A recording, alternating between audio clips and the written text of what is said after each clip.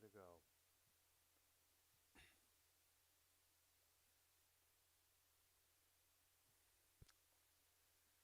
Give it about a couple minutes or a couple seconds,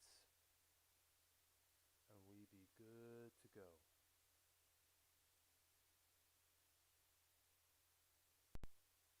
Welcome to our simulcast with Real Spuck TV with a Minnesota Vikings fan and a Minnesota Silver Roll Hunter. We don't know what's going to be happening next. Call those guys.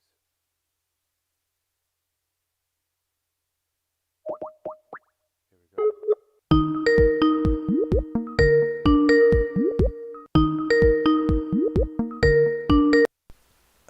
Hey. Hey, what's I'm up? just about to start it up, guys. All right. That's good. Oh, so what happened there? What do you mean? Was something wrong with the equipment or Last night? no, I mean or an hour ago. No, we're just a little late. Oh, But okay there. So I'm ready to roll here. I don't know. Hey, did anybody look and see if anybody else is live, by the way? Or going live? Not that I know of, no. I know Mars ain't doing any live shows for on Monday I, for, nights no more. I forgot to check that out, so I don't know. It's, I didn't. yeah, it's so good, you know. Mars is a bit mostly doing this stuff with Ken and Nikki Nines there. No, it's more like when he ever does anything. Yeah. Right, Silvero? Yeah. I mean, what's he did with like one thing in the last 2 weeks? Well, Two things? He ain't been doing shit, has he? No. well, I know, I know he did his final Friday Night Dynamite about a week or so ago. Mm.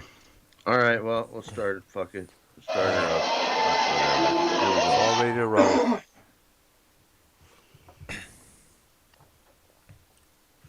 We're rolling, motherfuckers. Yeah, baby. Episode 135, the day after Thanksgiving. Yep. Yeah! Close enough. He's keeping it alive right here in fucking Minneapolis, Minnesota. You rock! Black Friday aftermath. Fuck that slave. I don't want nothing to do with that. What, Black Friday? Fuck no. It was surprising. It was surprisingly calm and cool when I showed up at work today. That's surprising. In a way, it's not. In a way, it's not really surprising knowing the COVID-19 bullshit that's still out there. I figured these fuckers still wouldn't care. Yeah. Do they care about the COVID when they riot? No, they don't. So why would they care But then- about it on Black Friday? Well,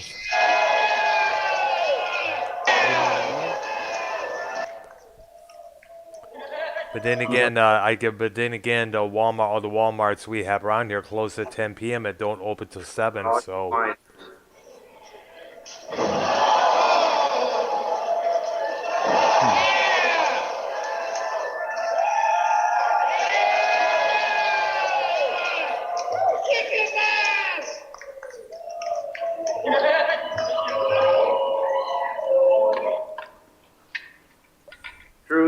True, motherfuckers. yep.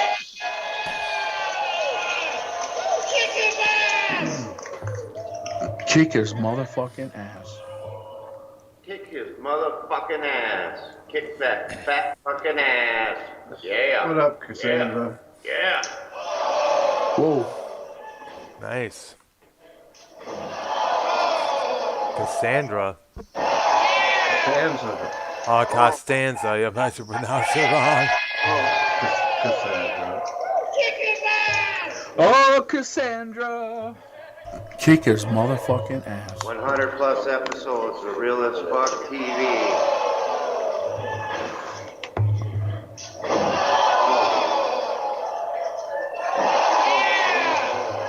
Yo.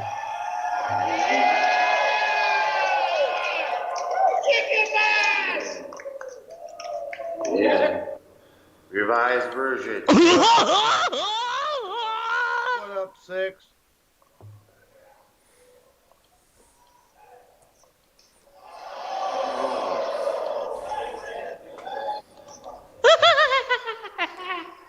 Yeah. I hope not. I hope that fat piece of shit ain't working. If he's gonna come on, let's all fuck with him. He's too good for us. Let's all just fuck with the food, all throughout the if he does call in.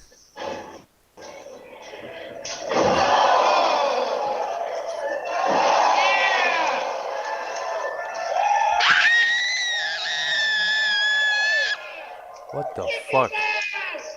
Fucking shut up, Bullfrog. Get back in your cage, bitch. Real as Fuck off, TV. Fucking bullfrog. Squirting, squirting.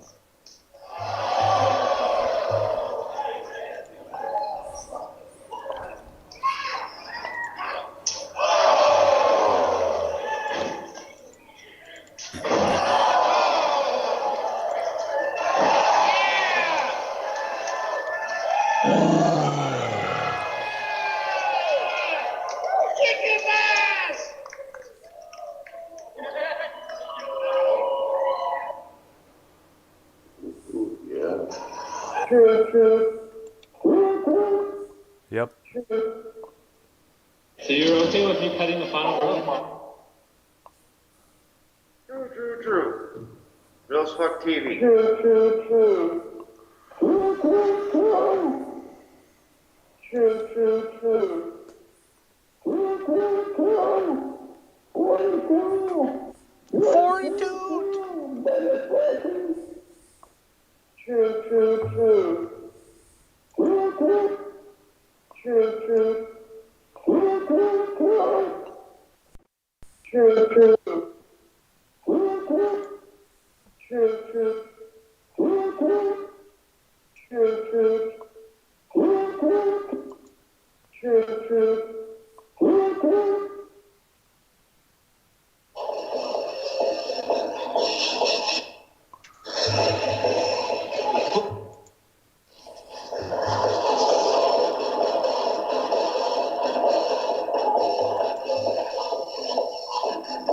Welcome to Real as Fuck TV.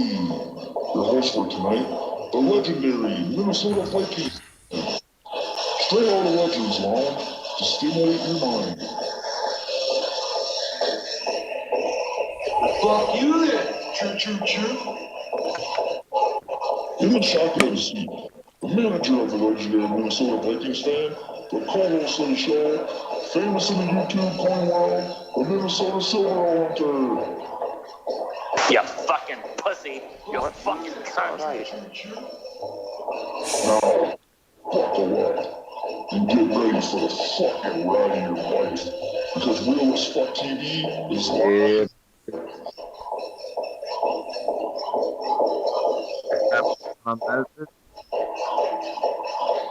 Is that Redneck? Is that Redneck in there? Yep, it's him. What up, Redneck? Redneck and its best. Fuck you then, choo. Tell me, prove it.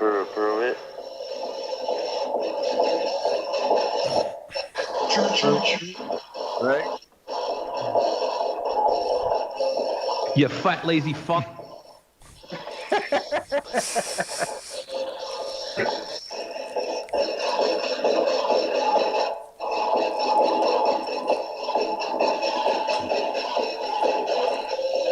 Oh yeah, real as fuck TV, baby.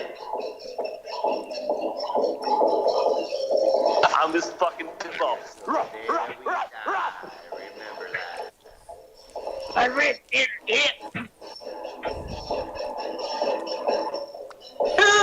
Okay. Is this 911? Please come for Flintstones. down and higher. That I got. I'm Saying, here. prove it, prove it, prove it, prove it. I need proof, I need proof. Hey, you got my message, right? No, I haven't checked. I didn't see none. Your host for tonight, legendary Minnesota Vikings fan. Straight out of Legends, Long, to stimulate your mind. Fuck you then. Choo choo choo. In the shotgun seat, the manager of the legendary Minnesota Vikings fan, the co-host of the show, famous in the YouTube coin world, the Minnesota Silver Hunter. Fuck you then. Choo choo choo. Now, buckle up and get ready for the fucking ride of your life, because Minnesota is live.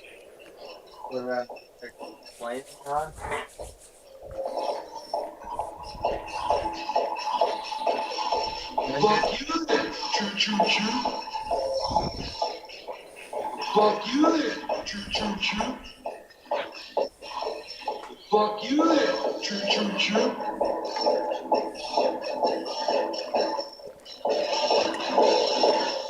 Oh, yeah. Hashtag JD from NY 69 bitch. Hashtag street nigga from D South Florida. What? Sounds like goddamn bullfrog and fucking JD? JB, yeah. No, no, JD from NY. You fat lazy fuck. Your host for tonight, the legendary Minnesota Vikings fan. Straight out of Legends, Long, to stimulate your mind. Fucking make me come. There you go.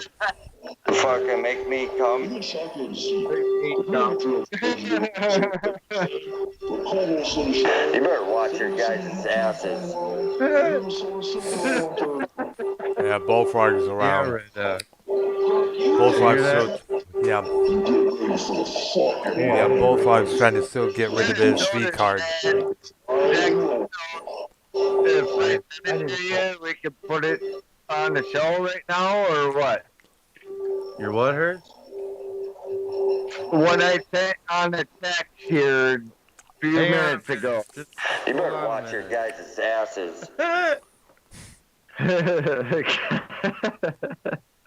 Fucking make me come. Make me. I think that was great. If I send it to you, Minnesota, if you could put it on the show of that tape. Had this discussion. You Discussion. better watch your guys' asses. And say, prove it, prove it, prove it, prove it. Fucking make me come. What the fuck is that? Saying, prove it, prove it, prove it, prove it. I need proof, I need proof. Oh, I was just asking if you can do that for me, you know? If I What, bro? Hang on. What's up? information. Hang on. Welcome to Real as Fuck That's TV, fine. episode 135, motherfuckers, with your host, Minnesota Vikings fan. What You up, fat bud? lazy fuck. Thank you, thank you. And your co-host, Silver O Hunter. What's up? What's up? And we also have in the house tonight the one and only Dr. Earl Fucking make motherfucking me Brown. Yo, baby. What's happening? What's up, Brown? Everything's What's up, good. buddy? And we also have on the show tonight the one and only fucking Redneck, ladies and gentlemen. Redneck. Yeah. And we also have somewhere in the studio the one and only Big D. Alright. How is Big D doing, by the way? He's doing. Hey, pause that. He's here. That's good. I'm looking for the word. Can you hear him? Not. Oh, I can hear a little bit there. The yellow button, that's pause. Oh, hello. How am I doing? I'm doing None better of a them little are bit better than paused. I was. Hello? None of them are lit up. Well, just keep You going. got my message, Minnesota? Minnesota Vikings? I'm getting it now. That's one of the forums, and it, Hello? Hello. yeah. We hear you now, Yeah. man. Yep. Big D, what's going on, dude? That's better than I was looking for. Just, Does how that is my mean health? does that mean you tested positive, My Redneck? yeah, I got better, but No, Oh. that's not me. Oh, I thought it meant you tested positive. No, I don't think. No, fuck no. Oh, I thought that's what you were talking about. No, a buddy of mine that he's he's healthy as hell and still no symptoms or anything. Fucking And make me come. they sat there and fucking tested him. He was negative, and at the end of the paperwork, they still put him down as coronavirus, just being in a hospital, Oh, wow. being positive with it. Just going in to do the test, he was negative, and then after that, fucking still. I mean, that's Minnesota. I mean, they're just hospitals been sitting there trying to make money, blah blah blah. Well, now they're Of making course, money yeah. because they're Goes to the coronavirus, yeah. yep. Guy And filled me up. I filled me up.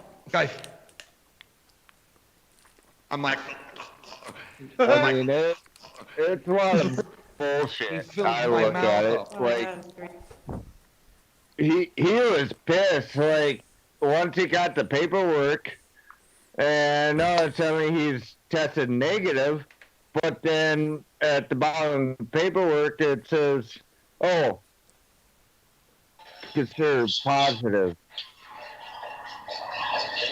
So sounds like he positive at all. He's still negative. It's just how the hospital sit there and put their words through. sounds like sounds like he didn't read the fine print, I guess. Yeah. Dude, I don't know. I don't know your phone, dude. Just positive. I know not Yeah, all what the of fuck, people, dude? but if we could show, show that paperwork on the show, just kind of, if people know how to read it, I do. negative, I could read it. It's just that the long. suddenly they said, "Oh, you're positive at towards the end." I mean, I know you guys know how to read it and know that, so Yeah. you're good. Yeah. It's just those long medical terms that I don't even know about. Those long ass medical words. Oh, yep. That's Like the understandable. condition, like for instance, the condition that Mick Mars, guitar player, Mick Mars, the Motley Crue guitar player, he has this condition which I cannot pronounce for shit, man. Oh yeah, I mean, everyone, it don't matter how good you're at vocabulary. Yeah. I look at it, everyone has What problems the fuck, dude? saying certain words. It's like they use such fucked up words towards any medical issues. Tommy, would you do that? Would you open your mouth if that guy was squirting it? My wife. Yeah, no, it's fucked up though. That's all I gotta say. I know. Whole, So altogether, he thought your boy thought he was negative, and it turns out at the very end of the letter, it said he was positive. yeah, but he's still considered as negative, though. But yet he's still in the hospital no matter what. Yep, they're just good. Anytime you go do a test, they're just going to sit there and put you down saying you got it. Yeah, probably need business that bad there. Yep. I And that's definitely the suggest. bullshit lie. I suggest looking into the practices of that particular hospital because something's outright shady about that joint. Well, it's happening all over in Minnesota. How many cases that just bumped up out of the blue? I mean, shit, Minnesota Vikings fan and Minnesota Silver Roll knows about, It's silver roll. you know, Yeah. and it's just a matter of that's what they've been doing around the whole fucking country, anyways.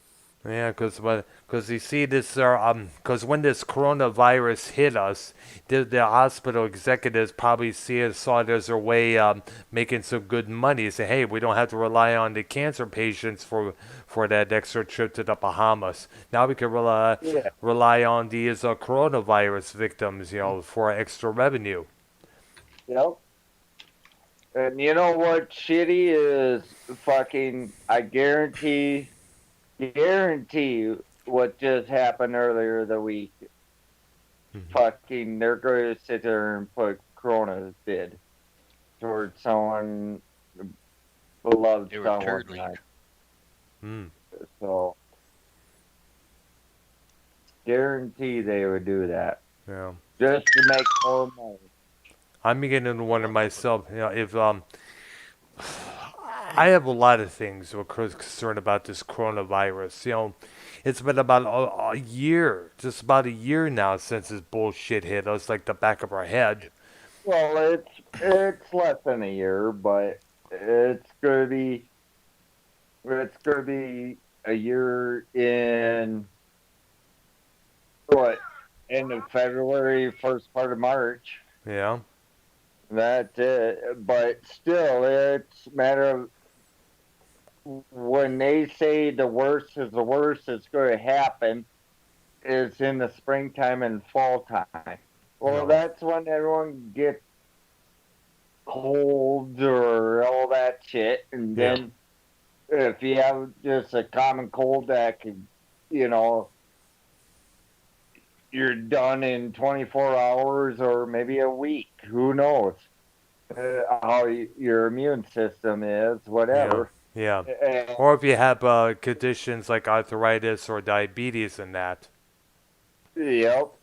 And I mean, I know I have bad arthritis myself, but I'm sitting here fucking just fine. But then again, you live in a very it's kind of like a mostly countryside area there. So where there's not a lot of people there. It's the inner cities. It's the inner areas down, like the downtown areas, that are the ones that get the most affected. And that's a true statement for a point. I mean, even in the country area here, there's been some cases here and there. Yeah. But not as bad as people would expect it, correct? Yeah, because they're only in the hospital for 3 or 4 days. The next thing, boom, they're good. Yeah, but then again, I was told that there's different levels of COVID, which I'm still trying to figure out. There's a kind that could possibly, you could probably pass through, but a couple of days, like I mentioned, and there's possibly the serious kind, which unfortunately you're unable to do. Basically, it's different levels, needless to say, kind of like the different levels of hepatitis. Yeah. You got the pandemic, the pandemic alone will put you in a hospital. Yeah. And then you got the coronavirus, and then you got the COVID-19. Yeah. Which is the main one. And the Which is the main shit right there. Yep. And those are the 3 different stages right now. And You it's fat just, lazy fuck. you got it. You got it. I mean, the pandemic, it's just, you gotta be smart enough to sit there and. You be on some cup. Hey, don't stress over because that's the pandemic part. Yeah. People get overstressed over That's the aspect, doesn't bullshit. it? So, I don't get know. different shoulders. Yeah, you too, Dave. Hell yeah. What's up, brother? How's everyone doing tonight? Episode 135 of Real as Fuck TV. We didn't go on Thursday because of Thanksgiving. We figured people were eating their turkeys and shit, so we came out. Yeah, it was great. But had a great time yesterday, man. Great. Yeah, we figured everybody'd be fucking busy, so. Yeah, I was at my nephew's place with his girlfriend and her family there, so we had a pretty good time there. We were watching someone on YouTube a football game from 1977. Oh, that's cool. Yeah, and you could tell it was from the 70s because of what the broadcasters were wearing for jackets. And get this, it was from Irving, Texas, at Texas Stadium. Dallas Cowboys versus the Detroit Lions. The Dallas Hawks with the Texans. Shit. I kind of watched the majority of the game here and there. I kick back, relax, and fucking watch. I had a buddy over night before that came from Montana, and fucking he just swung by out I of the see it blue, right now. and I didn't. All right, Redneck and just sent it in. It was good shit. We were up till about 3:30 in the morning sitting there doing beers and listening to. Alright, now I want to know how many Bill Cosby you drink. My family, so you know. No, I just said I. Yeah. I love you guys, bro. Episode 135, Real as Fuck TV. Coming at you. Well, Welcome to the chat. I have the fucking thing you sent me, Redneck, in the Yeah, Skype. I saw it as well. now. Yeah. Yeah, there you go. Chat too. It's in yours. Well, whoever's on can see. I saw it as It well. wouldn't let me. It wouldn't let me post the link in the fucking chat on the YouTube chat. I tried to, and it wouldn't let me. That's what I tried to do first, and for some reason I couldn't do that with it. Yeah. DJ good, but I figured you guys got more experience on doing things like that. That's why. Hell no. I got it that far. You. No, that's bad. Bad. Ken sent me a whole bunch of, hang on. Ken sent me a whole That's bunch of- negative. Hang on, guys. But in a way, they still put them down. Ken said you what? That. Oh, he sent you that. Is he online right now? Hang on.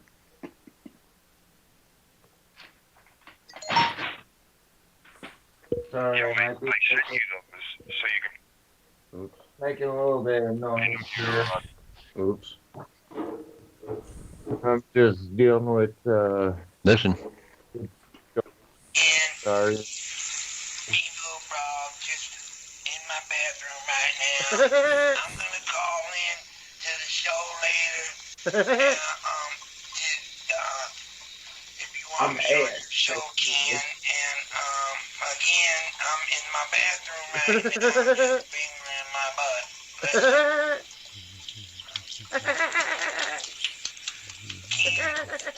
Again, if you want to be on your show, just.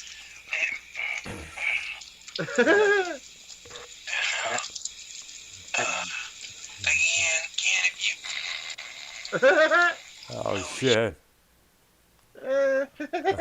I'm like, He's a I'm like, bitch of many words. I'm like, He's a bitch of guy many filled me words. up. Oh shit. Okay. Oh, oh, oh, We're special ed tonight. oh. Okay. We're special ed tonight. I'm like, guy filled me up. He filled my mouth up. Oh my god. He filled my mouth up. Oh my god, it's great. Uh-oh. Trisha Paytas take a shit in your fedora. I Oh like the shit. bullfrog. I like the bullfrog one he sent me. That was pretty good. No, yeah, that bullfrog And still do one watch was him pretty because I like I mean, listen, it might be dead air or it might be a fucking intro for 5 hours or it might be somebody just breathing over the mic, but I enjoy listening to it when the banter is there because it's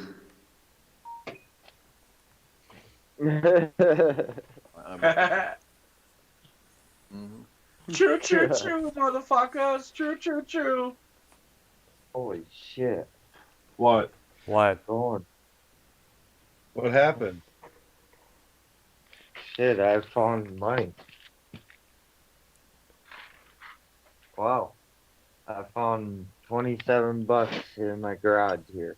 Nice. Oh, fuck, I dropped it there last Keep time it. I was there. Keep the damn. Keep it all. Buy yourself some That's- more beer. I didn't find that much, but a week I've ago, been drinking that much anyways lately, so. a week ago, I found $6 under my table. Oh. Hell yeah, dude. Don't know why. Shit. I take You know another. how it goes next time, so you put money down and that's whoop. I mean, I didn't find as much as you, but I did find it. It was weird. It was. Just I mean, sitting on the $27. I literally, that would have been gone. Oh, how easy to use. All they do is leave a 50 behind, and I grab them quick, and they shut up. Well, now you got money. Oh, now you can donate to the fucking channel, bitch. Dude, take that $27 and sit there and buy a bottle of vodka. 10 pounds of vodka, 10 gallons of vodka. He like deep throat shit. Oh shit. Vodka there. Say 10 pounds. gallons? I'm going to file charges on you for harassment. Well, you said 10 gallons of vodka? There we go. 10 gallons of vodka, whichever. Is that what you were saying? No, I said with $27 you could buy a bottle of vodka.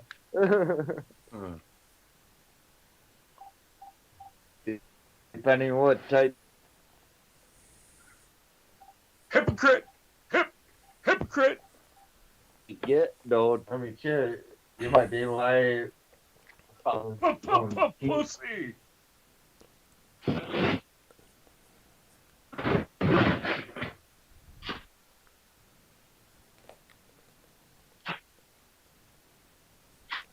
Where's it warm? Where's Vikings at? Don't be cruel. Yeah. I'm right here. Oh no, I'm there you passed are. out, man. I'm Oh, passed yeah. out, man. Already? I'm sleeping, dude. Oh. Taking a nap. Yeah, Well, we well, only got before, three viewers. before you we only sleep. got three fucking. Hey! We only got 3 viewers. We're leaving the show. See you later. Oh. Fuck you guys. Well, you could at least, in the meantime, you could talk about the link you sent me with the Piper's Pit podcast. Okay. Okay. Yeah, he said he wanted to Oh, talk. I've been watching the Piper Pit podcasts are good, dude. Yeah, I was. They've been sending out one about every 4 or 5 days. And the channel it's like it's somebody that's running this Piper's channel. Yeah, it's You the know what all I mean? out. It's the all They're out. old. The Piper's Pit podcast. Yeah, they used to run on I think it was Podcast One for a while now. The one that was the memorable to me was when he was interviewing Vince Russo. Well, I never heard that one. I Oh, heard. I think it's still maybe on SoundCloud. You want to check to make sure there. I heard he interviewed Kamala, the Yes, I Uganda remember Kid that. Yeah, Hunter. That was a good one. yeah. That was real good. Bob Orton, I know his He old did boy Ace. Chavo Guerrero Jr. I Yeah. heard that one. Mhm. That was pretty good. Yeah, the pussy pincher. The guy that directed the one where Yeah, John Carpenter, director John of Day Carpenter. Live. I remember hearing that as he well. was on one of his podcasts. Fucking there's a couple more too. Rude. Like I said, they just started fucking like releasing them not that long ago on his channel. Oh yeah, on the Out of Bubblegum channel there. Yep. Yeah, because I knew about that channel for a while now. It's everything Roddy Piper. His Piper's Pit segments of the WWF, his podcasts, and a couple other things, many other things. All the time he did with WCW, WWF, WWE, you name it. All the interviews he did and everything else. Oh yeah. Yeah, it's good, dude. Like I think he used to have to pay fucking money for that shit at one time. I don't know. Maybe so. Who knows? Whether I usually just listen to it, it was on either mentioned on SoundCloud or YouTube there. But I'm trying to think. I think the next one is tomorrow. Oh, who do you think is going to be on it? I'd have to look and see. Oh. I can't remember at the top of my head. Hello. Is this both Yeah. Just on the bit. I am both What's going on? Hey. And again, I if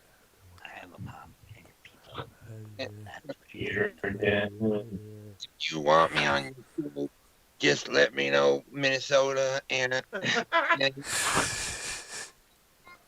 again, if you want to see me on the show, Minnesota, just let me know, and again, because I could be there. No, be more like. We don't No, want. No, be more like Choke it out of cock, bullfrog. Yeah, I don't speak like that. So. Well, how do you speak? I'm like, again? I'm like, this guy filled me up. How do you Filled my mouth up. How do you speak again? I talk normal, just like you.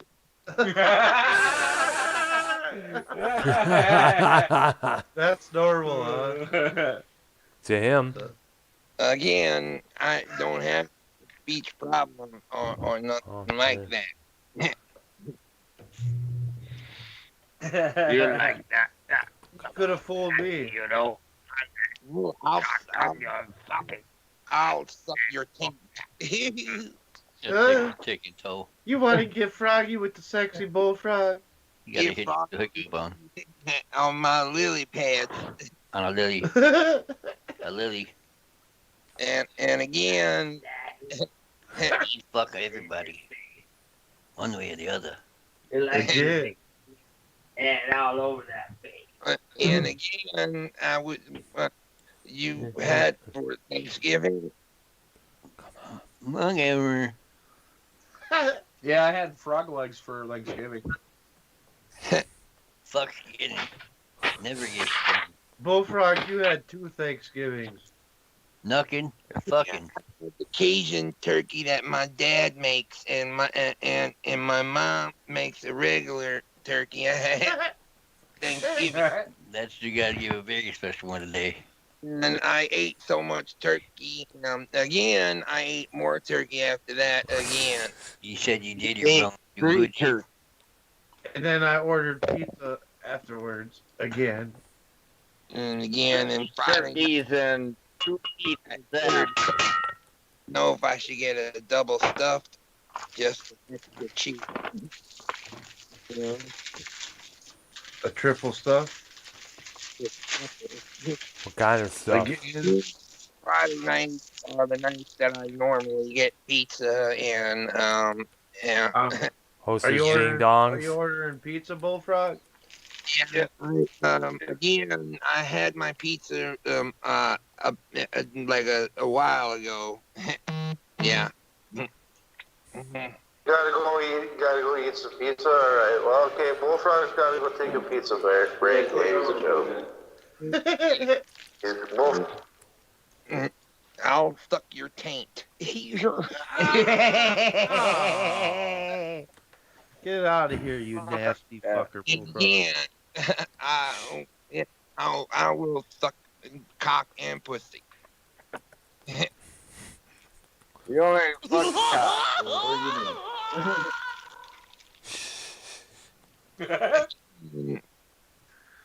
Again. Again. And again. And again. I love you, Bullfrog. And again, I don't speak like that. You need to put your teeth in. And again, my and mouth are a very beautiful thing. You just like gum in it, don't you? Again, people love my mouth. Mm-hmm. At least I'm not like a fucking redneck with a corn cob. Oh, yeah. Oh, dude. You hear that? You hear I that? don't Redneck? sit there and suck cock like Bullfrog, bitch. Again, is somebody speaking or is that a fly? Again. Yeah. You're like a little June bug. Who bought a? I know somebody who bought a 50-cent hat at a dollar store. Again. Didn't you like to like? Again. I didn't pay 50 cents, and I got it for free. What are you talking about, bitch? Oh, shit. Again.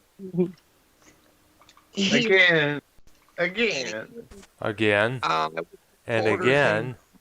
Like Tommy and C2010. And my dad, again. Oops. Sorry. Bullfrog just shit himself. Does he Sorry always? about that. Oh, shit. Again. Sorry about that. Just blew a load and shit himself at the same time. Awesome. Bullfrog shit himself again. Here. You fat toad Bullfrog. You shut the fuck up. Fucking job. Shut the fuck up. Your fucking job. No, we get you. Lose some weight, Bullfrog. Fucking red black Mexican fucker. Oh, dude. Come on, Bullfrog. Better shut your mouth. And again. You better shut your mouth up. Again. And little. I hate again. Again, I occasion. Your fucking warrant don't ever go over my fucking head again, you motherfucker, you. Again. You again. Pete, you're a piece of shit. Again. Charlie M., you make me pop your fucking eye out of your head to protect that piece of shit! Charlie M., you dumb motherfucker! I know Charlie M. Very well, and you don't know who I know. So, and again,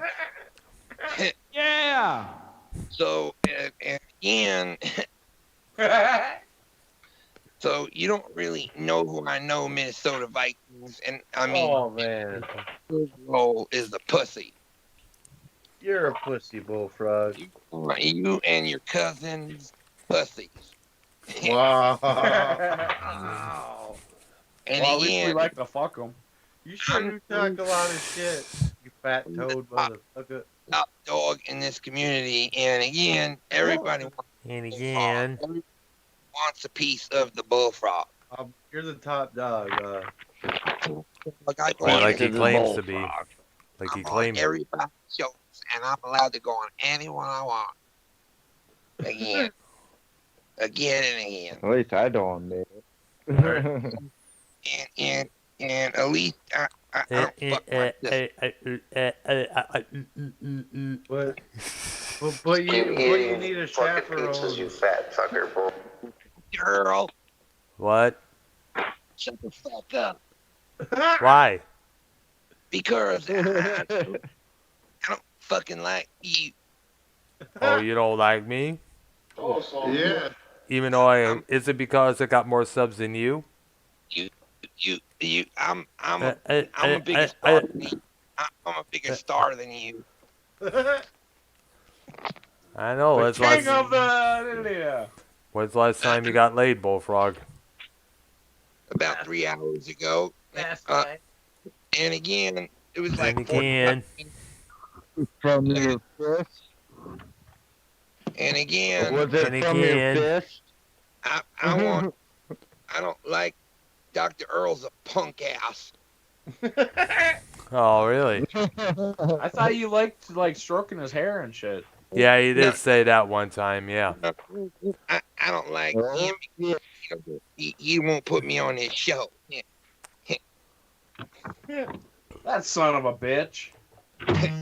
Oh, shit. There I don't like you, more beer sitting around. Pancakes. And pancakes. I just want to talk over it. And no one's gonna stop it. Again. Help me, Bullfrog has me in the closet again. Help me. That there's gonna be that there funny. You don't want me in there, Can I be your co-host, please? And again, I would love to co-host your show, please. I'm gonna bang you hard, boy. Can I your co-host? You? Minnesota Silver Roll. Can I? And again, can I be your co-host? Sure, you can be our co-host, host. Like a real co-host. Again, like be on the show with you and your cousin. Sure, as long as we can talk shit about you all the time, you fuck. I like that deal already. Yep, that's part of the stipulation. You can't get butt sore either. I don't care. You can say whatever you want. And again, I don't take offense. Okay, well, that's not what your stepdaughter said. Oh. It's not a big deal. Fucked up. Family members. There's nothing wrong with fucking your own family members. And especially if you're a redneck. Yeah, I mean, they're the ones that did. And I wouldn't mind doing it to my brother's wife. Keep it. The last time you did that, Bullfrog, you fucking accidentally fucked me in the fucking belly button instead of my pussy, you fat fucking losing piece of shit.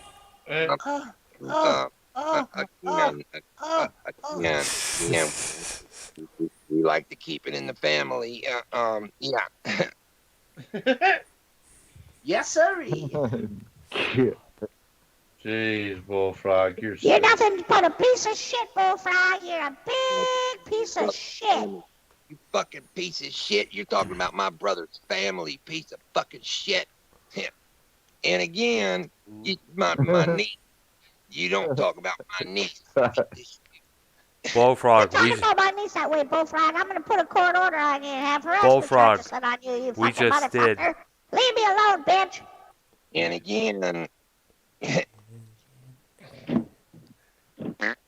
Yeah, and again, what, motherfucker? You farted again, Bullfrog. Say what one more time, motherfucker. Say what one more time. I got a better idea.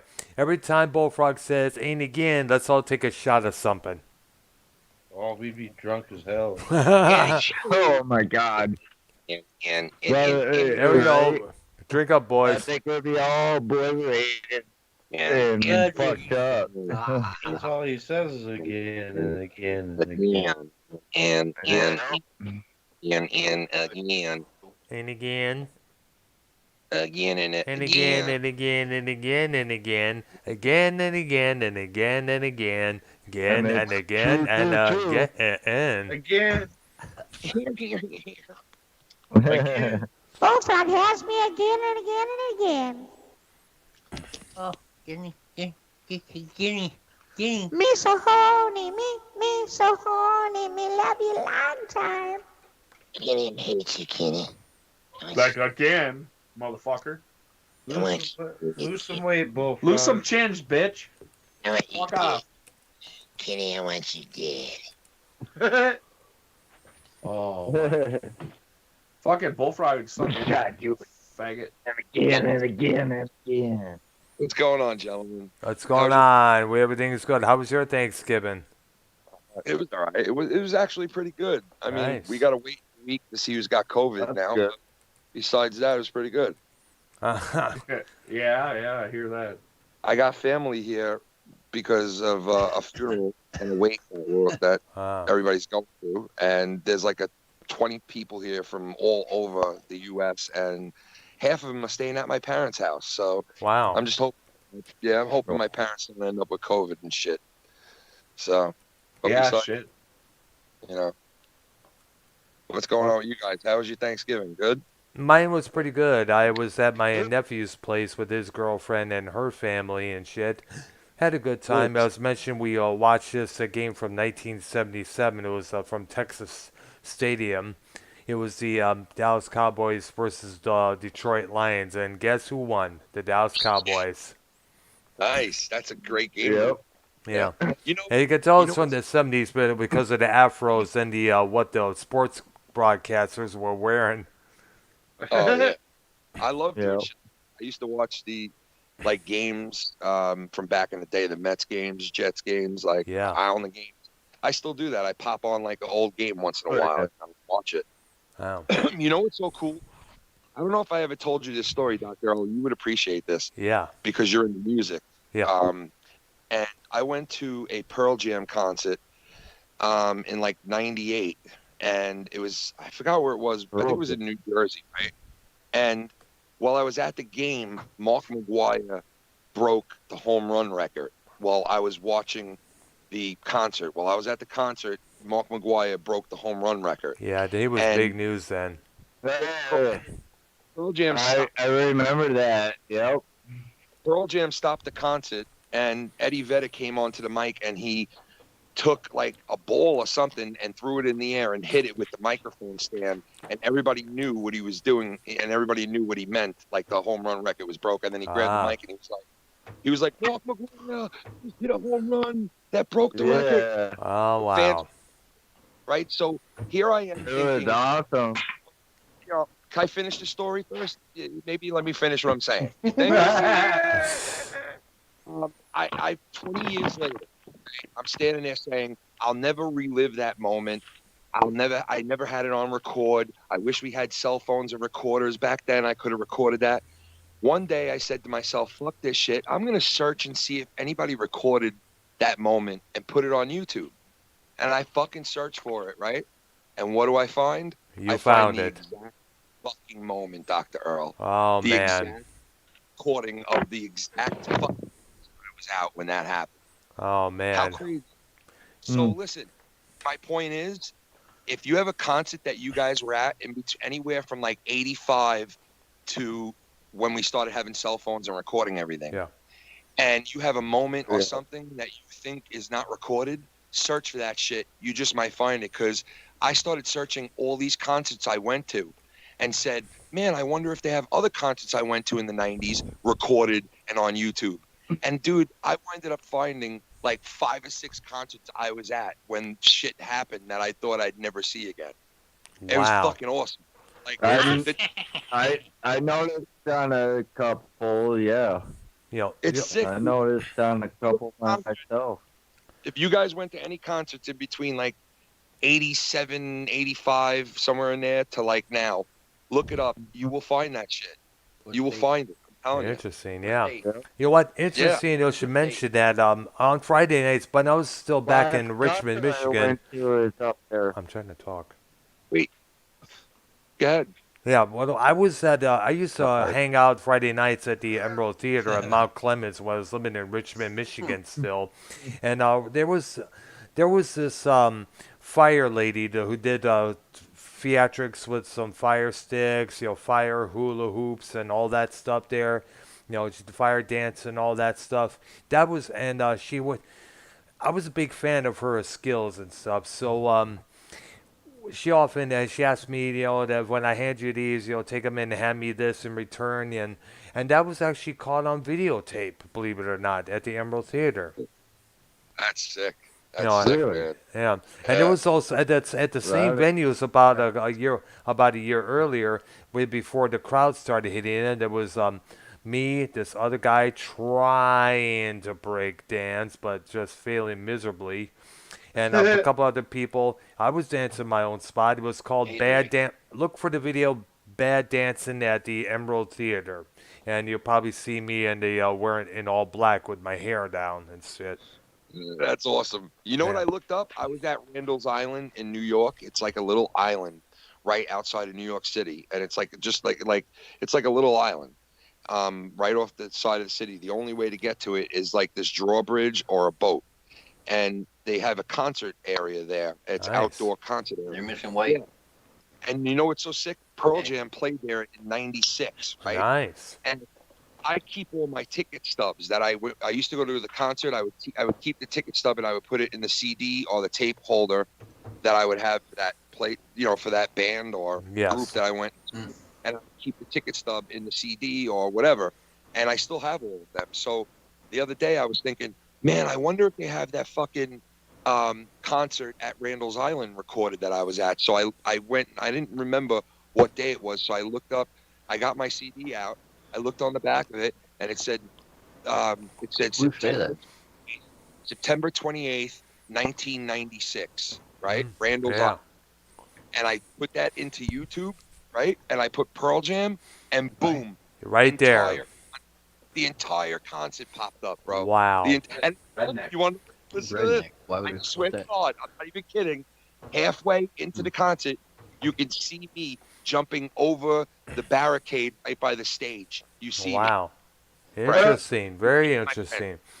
So you got to go. So in a lot of ways, all those concert footages from the 80s and early 90s, they actually did us a favor when you think about it. There, yeah.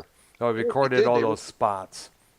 And dude, all those people are loading all those old videos that just sat in someone's closet or in some storage area. They're uploading them all to the internet. So basically, if you're at a concert in 85, 86, 87, 88, look it up because it was probably recorded and uploaded on YouTube. Yeah. And the funny thing is about nowadays with all the cell phones, videotaping their favorite moments for the concert, I guess they're going to have to...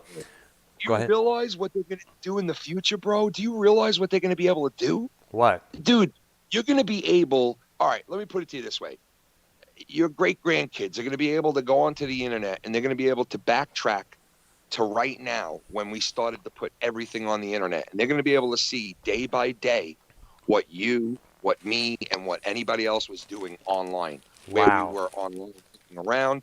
If we made blogs or videos, they'll be able to see, oh, this day my brother put my great uncle 100 years ago lived right at this house. You're going to be able to go on your phone and look at the streets and the surroundings and the cars and video of 50 years back.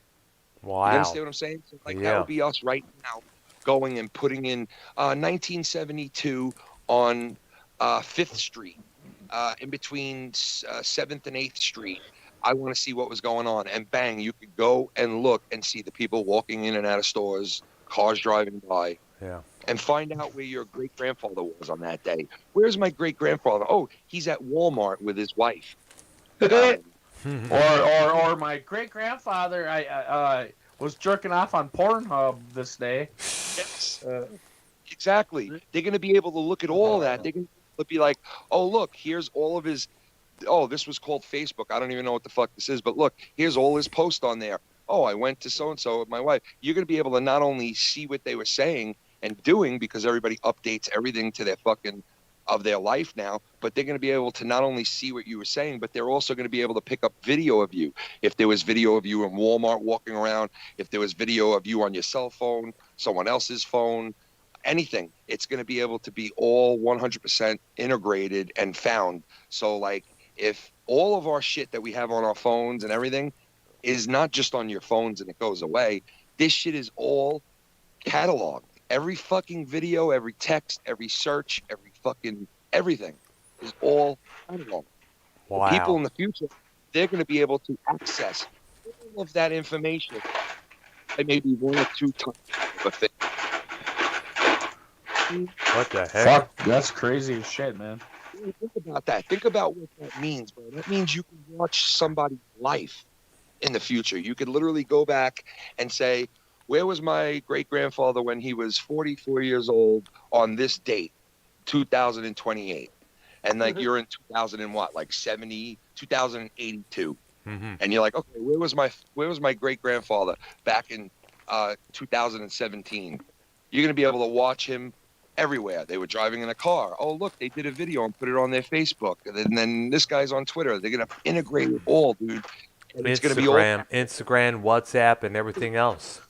Yeah, and you want to know something? The cool thing of it all, you're going to be able to go back and go around the streets and look into people's houses and see their cars and see video of their blocks and their streets and what they were doing and what they look like. Wow. And how, and it's like us looking back at the 50s and seeing detailed video. You know how you look up people's addresses and you could see the satellite feed of their house, or you could see like what their driveway looks like and their car, and then sometimes Google Map thing that goes around and records everything. Yeah. Hell yeah! I mean, we're able to locate our old house in Roseville, Michigan. Just a drop of a hat when we just type in our old address there.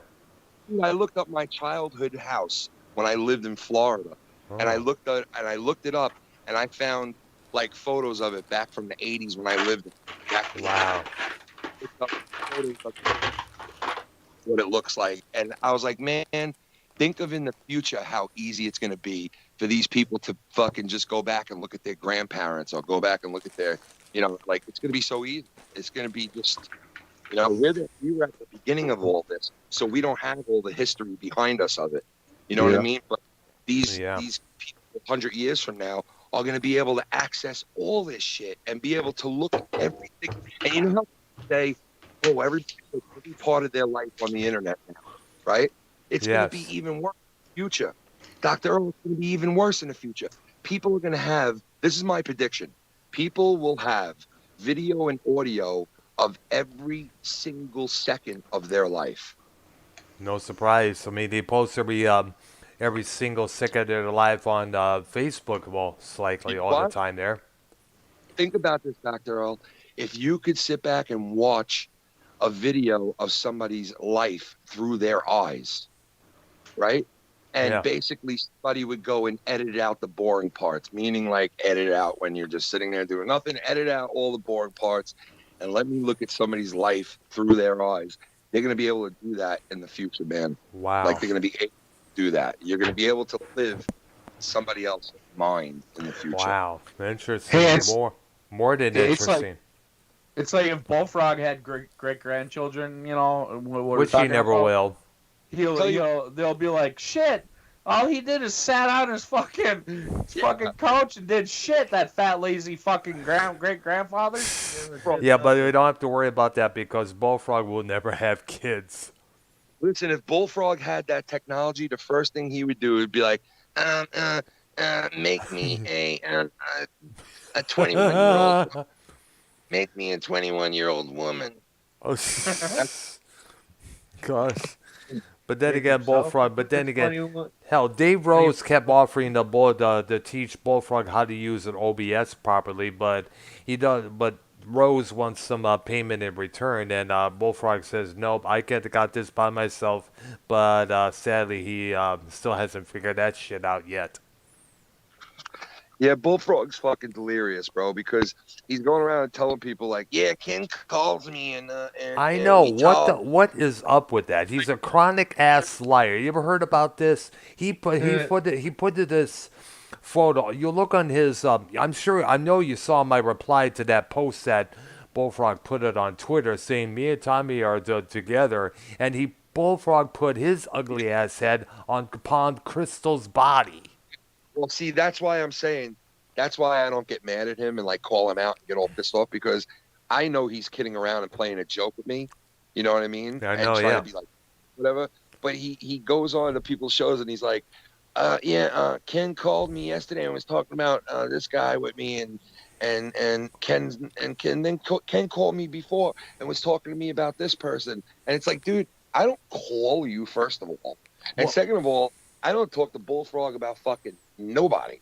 Yeah. But Bullfrog, you know, if I speak to him. Yeah, well, and you know, it's like whatever. I don't take offense to it. Yeah, well, what do you think is cause? What do you think is he that loopy in the head, or is he that desperate for attention, trying to make himself look holier than thou? You said both of. I think both of them. I think both things you said are right because I think a little bit of it is it to get attention, and a little bit of it to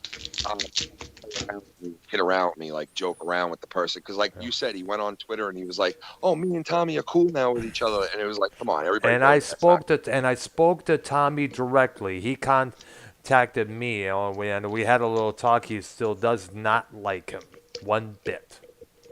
Yeah, I know, man. I know.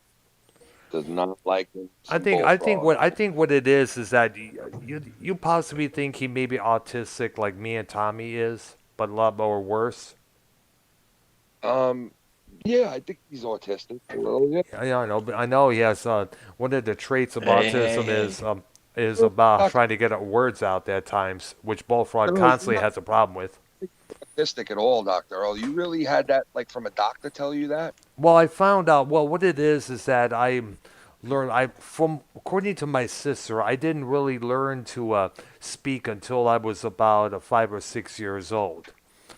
But apparently, I guess in time, I guess my even though I have trouble mispronouncing some words and names here and there, when me and Arcnolia read off some things here from the Wikipedia. Let me just ask, Dr. Earl, let me ask you this. Like, let me, like most of the time when people are autistic, they do one thing really well. You know what I mean? Like one thing like they want to do and do really well, or try to do really well, or like one thing a lot. Yeah. And I don't see that because you like, you know, like I don't see that with you. I just like I never thought that you are an autistic at all. Like honestly, because I just think like I don't know. I always saw you as this guy who like was like you partied hard in the 70s, and it's like I was a way kid. I was a way kid, and my childhood was throughout the 1970s. Believe it or not. Yeah, that's why. Let me ask you this: your teenage years were through the 80s, right? Yes, correct. Okay, so you grew up in your teenage years, man, in one of the best fucking times of all time. Absolutely, bro. absolutely. You know what I mean? The movies, the music, everything else. Yeah, the movies were the best ever. The music was probably the best ever. There was the best hip hop and the best rock and roll in that era of all time, I would think. And fucking the best movies of all time came out in the 80s. I mean, let's admit it. The movies in the 80s were a juggernaut. I mean, I was 7 in 1980. Well, let me ask you this.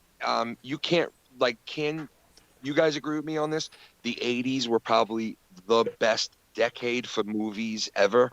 Absolutely, and music and everything else, and as well as hairstyles, trends. But Dr. Earl, I always saw you as this guy who did a lot of fucking drugs back in the day. Never. I don't even smoke cigarettes, dude. Wow. Never have. Dr. Earl, I took you as like kind of burnt out a little, not burnt out, but like you kind of like partied hard back in the day.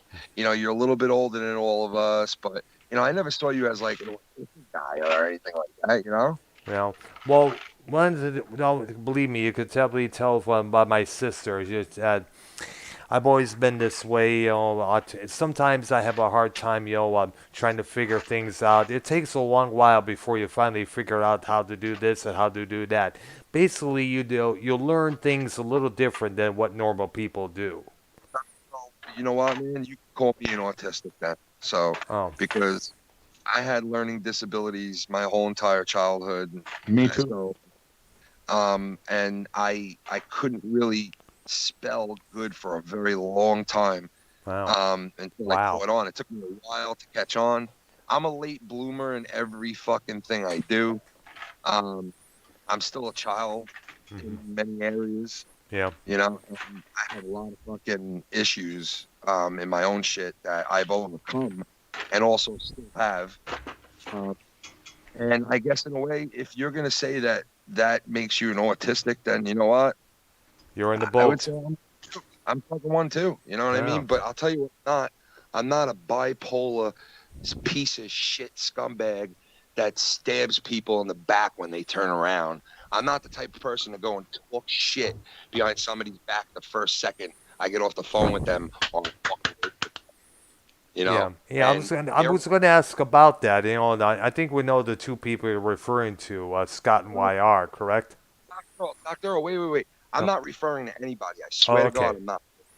I swear I am not referring to anybody. I'm just saying there are people that have tendencies and issues of like, you could call them a flip-flopper, or you can call them like weak, or you could say this, or they overdo it. They go after people. They attack people. They bully people, strong arm people. You could say all those things about people. But the one thing you can't really say about many people are that they're total snake scumbags, right? Yeah, that's true, yeah. There's not a lot of those people who would stab you in the back the second you turn around. But there are some of them in this community. Yeah, there are. There are some of them in this community. And I'm not saying names, but there are people that smile in your face, and the second you turn around, they fuck you in the ass. Yep. Like the song Backstabbers by the OJs, bottom line. Those are the people that you got to stand clear of. And I'm not saying that. I'm not even saying that, like, Scott is one of them, because I don't really talk to him or interact with him. Yeah. I'm not saying he's one of them at all. I'm not referring to anybody in particular at all. So I don't want anybody to twist my words. Yes. But there are people in this community, and I think we all pretty much know who's who and what's what. Yes. At this point, right? Correct. So like, the little issues we have with like people like Bullfrog, and then like, the other night, Tommy went and said fucking something stupid, really stupid to Mars. And yeah, I saw that, man. I was like, Tommy, what the fuck, dude? And I'm like, dude, like, listen, that's obviously a touchy area with Mars. Like, why are you going to go and say something like that to set him off? And it's like, well, okay, I didn't mean to say it that way, but you did. And, just apologize and move the fuck on. Yeah. But Tommy likes to drag things out and fucking, but that doesn't make him a bad guy either. Like I said, we all have our faults. We all do certain things that we do. But yeah, but that was stupid what he said to Mars. Yeah, it was. Wrong time. Yeah, I didn't agree with it at all, man. Come on. Yeah. I don't blame Mars. I don't blame Mars for being pissed. I don't either. It was the wrong time in the wrong place and the wrong words. No. Yep. Because I think Tommy was not aware that Mars broke off ties with those two long time ago. So yeah, but see, you know what? I had to explain it to Tommy. I go, Tommy. He was like, yeah, well, I know he split away from those guys. And I said, yeah, but it's not even that he wants people to know that he split away from those guys. It's the whole fact that when I guess he feels that when he was doing shows like that, it was all just attacking like, one or two people. And like Mars, you could tell by listening to those shows that Mars really didn't attack people like that many people. I mean, shit about certain people, but didn't really a wide range of people. It was a very small group that Mars had any feelings towards at that point. and he wasn't really down with just keep doing it and doing it. You know, that's what I gathered. I mean, I'm sure he could tell you a lot more, and I tried to explain that to Tommy. Like, I was like, Tommy, it's not that he didn't want people to know he was associated with those guys. It was more or less like not being like, you know, wanting to do the same shit and attacking the same thing and saying the same shit and just over and over again. That's what I took from it. But I tried to explain that to him, and he didn't get it at first. And I was like, yeah, it's what you said. He's like, what did I say so bad? All I said was he did a podcast with 2 irrelevant people. And I was like, no, but it didn't come out that way. You said it totally different. That's not what you said. You know, I would pretty much say that Mars probably doesn't want to ever talk to Tommy again. Yeah, I don't think he does. Man. I believe so. Yeah, because dude, Mars went off. But honestly, you know, Tommy has done things just like he did to Mars the other day to me. Wow. Throughout my time of knowing him, right? And I've been that pissed before, where I've been like, you know what? I'm fucking done with Tommy. This dude is just out of his mind. Yeah. You know? But then I know that he didn't mean it, and I know that he regretted it, and I know that, you know, he doesn't really put words the right way sometimes, and that's true. Yeah, something. What did and let me. I'm going to ask you this one question. There was a little soundbite of him saying, "I don't need to apologize. That makes me look like a bitch." Does he actually live by that philosophy? No, not that I know of, because he's always apologized when he was wrong with me. You know. And then he said that he apologized to Mars the other night, but he really didn't. But I'm sure he does not want Mars mad at him. No, that's true, yeah, because Mars will go off on him like he did last Wednesday night, man. Damn. Like, yeah, I was like, dude, you know, that was uncalled for. It's stupid, you know. And I really ripped into him after the show and told him, like, that was uncalled for. It was stupid. It was the wrong place and just the wrong time. Like, I don't know why you would even do that. But, you know, listen, Tommy, as much as Joe goes around and tells anyone who will listen that I control Tommy and I tell him what to think and I tell him where to go and I pay him not to be on shows, as much as he says that, it's not true. It's not true. Not true, folks. Not true. You know what? He doesn't take my advice or my wife's advice. He doesn't take our advice. He doesn't listen to the good. Like, you could give somebody good advice and you give somebody bad advice, right? You could have bad people telling you, hey, do this, do that. And then you could have good people telling you, hey, try to do this and try to do that. But he'd rather listen to, like, I don't know, like a fucking person who texts him on a fucking a Twitter, a DM out of nowhere, like a person who he don't even know. It's an anonymous person can hit him off with a DM and put something in his head where he's like, I mean, is this true? Do you think this is true? I'm like, Jesus Christ, dude, like, you listen to these trolls more than fucking you listen to your friends that try to tell you to do the right thing. So sometimes he gets influenced by a lot of wrong people.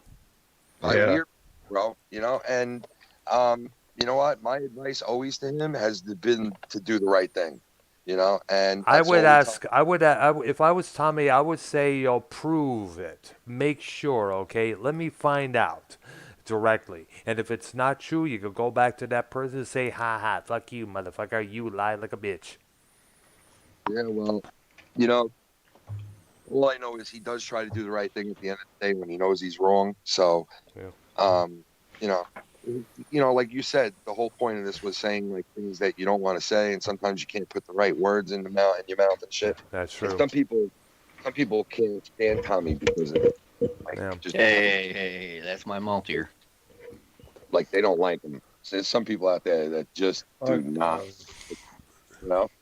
Yeah. Well, I think what people got to realize that even though Tommy is now in his 30s, autism often causes one of the traits of autism is still be to think, to have a little patterns like a child at times. I mean, you could be in a grown up autistic adult, but you will still have childlike moments. Yeah, I felt bad for him, man. He had to sit on Thanksgiving by himself in his apartment, and he was in the hospital. Wow. And yeah, I felt pretty bad for him. So anybody out that can't stand the shit he says and they don't like him for it, and they wish like, hey, I wish somebody would lay into Tommy or put Tommy in his place. he's been put in his place. So if there's any hate towards him, let it go, because the guy is paying right now emotionally and physically, worrying about his father and being by himself and isolated. And he's never done anything like this in his life, because Tommy's always been catered to and like waited on. Yeah. And now he's learning like a big boy how it is to be on his own and be left to fend for himself. Yeah. And you know what? I didn't wish it on him, but it's just going to make him a stronger person at the end of it. That's true, yeah. So, Hell, sometimes you got to, through the fire. Sometimes you got to. I did that myself when I was living by myself in Richmond, Michigan, between 2006 to 2011. I had nothing. I had no one really much to take care of me. I had to get a lot of assistance from the state at times, but I had to rely on. I didn't have a car. I had to rather ride a bike to this place to that place, even in the coldest of winter. Believe it or not. Tough times sometimes, man. You got to do what you got to do. But that's you know? what. But then again, you have to go through those tough times to become not only a stronger person, but to also give a lot of tales to tell everybody else. Yeah, and it's so weird. I got sent all these clips of shit, and like Tommy gets shit sent to him a lot too on like Twitter and other places, and like. And I tell them all the time, like, you can't be influenced by clips and shit. You got to hear it in the full, broad range of things, because I used to let clips trigger me, and then I would go after the person and find out afterwards, like, oh, okay, it wasn't as bad as I thought, and now I already went after the person, like an idiot. So I'm trying to tell Tommy, like, listen, I learned the hard way because I made mistakes with that. Like, you got to learn, man. You should already have. I made tons of mistakes, and that was one of the things I was trying to tell Tommy. About some of his behavior patterns. He's been doing YouTube for a long time, though. He should know by now. But then again, like you said, he's autistic. He's trying. And I'm a late learner too. So it is what it is. I think one day Tommy will have it all down, and he's paying for. I don't know if he's paying for shit, but he is. He's miserable right now. He's not feeling good, and his family's not there for him, and his father's really sick in the hospital again. Wow. And he's just fucked. He just doesn't feel right. He's down and out. So Tommy's not doing great. So for those people that fucking want Tommy to be put in his place, or they got a little hate towards him, let it go, because he's paying for shit right now. It sucks. But I got all these clips too, and I just don't let I don't let it fucking, I don't let it influence me anymore. I just I let it go. Most of it. I let a lot go, because I heard a lot of clips from the last week or so, and I heard, from Joe and JB talking on certain shows, and I'm like, basically saying, oh, well, Ken, it was like Tommy was reading off of a teleprompter or whatever the fuck it is. He was teleprompter, yeah. It's a teleprompter, and Ken.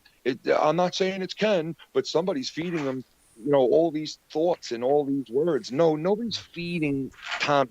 Tommy feeds himself. Okay, Tommy thinks these things on his own. Tommy talks. Right. Yeah. Tommy doesn't read off a teleprompter. Tommy doesn't get, motioned what to do. He doesn't. Nobody sits him down on a table and says, okay, this is what you're going to say, Tommy. Tommy takes it upon himself to say these things to Joe, JB, Ken, Mars Mira, and anyone else the fuck he wants to. Because Tommy does what Tommy wants to do. Yeah. Not in time, I have to explain this before Joe Pro will stop going on to his shows and telling people, someone's controlling him, someone's telling him what to think and what to say. I can't believe Tommy's like this. What do you mean? This is all Tommy. Tommy says what he says, and he does what he does on his own. It's not me telling him. It's not fucking Danny MT. It's not fucking, Dean Wallery. It's not fucking Chuck Wallery. It's not fucking... It's Tommy NC 2010. That's who it is. Yeah. So deal with him, not me. Stop making somebody responsible for the reaction you're getting from an ex-friend. Okay? Because it's not anybody brainwashing like Himmelfarb was brainwashed and this guy remember that, yeah. Ken brainwash. Like I'm some kind of fucking Houdini who can brainwash grown men. Come on, man. Get a fucking grip. Take responsibility that you pissed off Tommy so much that he hates your fucking guts. Take responsibility for it, because you can't blame it on Ken or anyone else for the reaction you get from Tommy, because you made Tommy react like that. Not me, not fucking Danny MT, not fucking, you or anyone else. Okay. Joe's responsible for what he gets from Tommy. That's it. No one else is. So, he tries to pawn this off like, oh, I can't believe Tommy's reacting to me like this and says these things. He must be being coached because he would never say these things about me. Nope. He's saying them about you. He fucking can't stand you. The guy complains about him Yeah, every I fucking heard about day. that as well. He complain. You want to know the truth? Yeah. I get complained every fucking day. Wow. Every fucking day I got to hear Joe Cronin's name and a complaint. Okay? Every day. Okay? Yeah. My fucking thing was, please, if you're going to call me, don't mention the name. I don't want to hear it no more. So stop telling people, Kenma and this person and that. Oh, I didn't say your name, Ken. Stop playing fucking games. We all know who you're fucking talking about. I know it's me, obviously. James Woolery and Chuck Woolery and Sam Woolery, they're all out because they don't speak to Tommy, and fucking Danny MT is cool with people, and we're on good terms, and everybody's on good terms. So why would he's been on good terms with me. He contacted me on Skype a couple of times. He had a good talk there. So of course the only finger to fucking point now is at me. So no, I'll put Tommy on a fucking stand and I'll put a Bible in front of him and I'll have him put his hand on it and I'll put my hand on one too. And I'll tell you right now, I am not telling him to fucking not like Joe. He hates him on his own. Okay. Wow. I'm not telling him what to say to Joe. He says it on his own. Okay. I don't go to Tommy and tell him what to say. Tommy would never even repeat the things I say to him, because if he did, he'd be cool with everybody, and it's including Joe as well. Because I've told Tommy, and I'm sure Tommy will even admit to this, 100 times, like, just make friends with Joe. Why can't you just be cool with him? Doesn't mean you have to be on his show or anything like that. Because when I say that to him, he's like, no, I don't want to be on his show, and I don't want to. And I'm like, yeah, but it would just make things better if you guys are cool with each other. That way you can go off block, so I don't have to hear about it every day that you block. And maybe you guys can talk a little here and there. And maybe become friends again down the line. Doesn't have to be anything like, oh, I'm back on your show tomorrow night. And I tried telling this to Tommy, but he is so hurt and so pissed and hates the guy so much that he doesn't want to hear it. So my advice is the opposite of what Joe tells people and whoever else tells people that. So they don't want to believe me. They can go talk to Tommy themselves, contact him yourself, and go ask him, hey, is anybody telling you to say these things? Swear to God on it. Tell me the truth, Tommy. Please tell me the truth. Go ask him. Tommy speaks for himself. I got to tell you this little story here. Tommy called in on one of Joe's Raw reviews, and he said Dr. Earl's going to come down there and he wants to beat your ass. And Tommy, of course, went off and said, just come down to Black Mountain. I'll whoop him once, blah, blah, blah. And I don't recall even saying something like that. And the next night on his Throwdown show, I called Joe and I said, if you have it on clip, show it to me, play it right now. And I still haven't heard it. I think I remember mentioning that to you and Mars that one Sunday night. Well, I'll tell you, Dr. Earl, I don't want to make it about like Joe, but I'll tell you, he does. That's one of his tricks is to say, I got the clips. I mean, I got all the clips in the DMs. When he says when he's talking to somebody and he says like more than 5 times, and he says, I got clips in the DMs, that's when you know he's lying.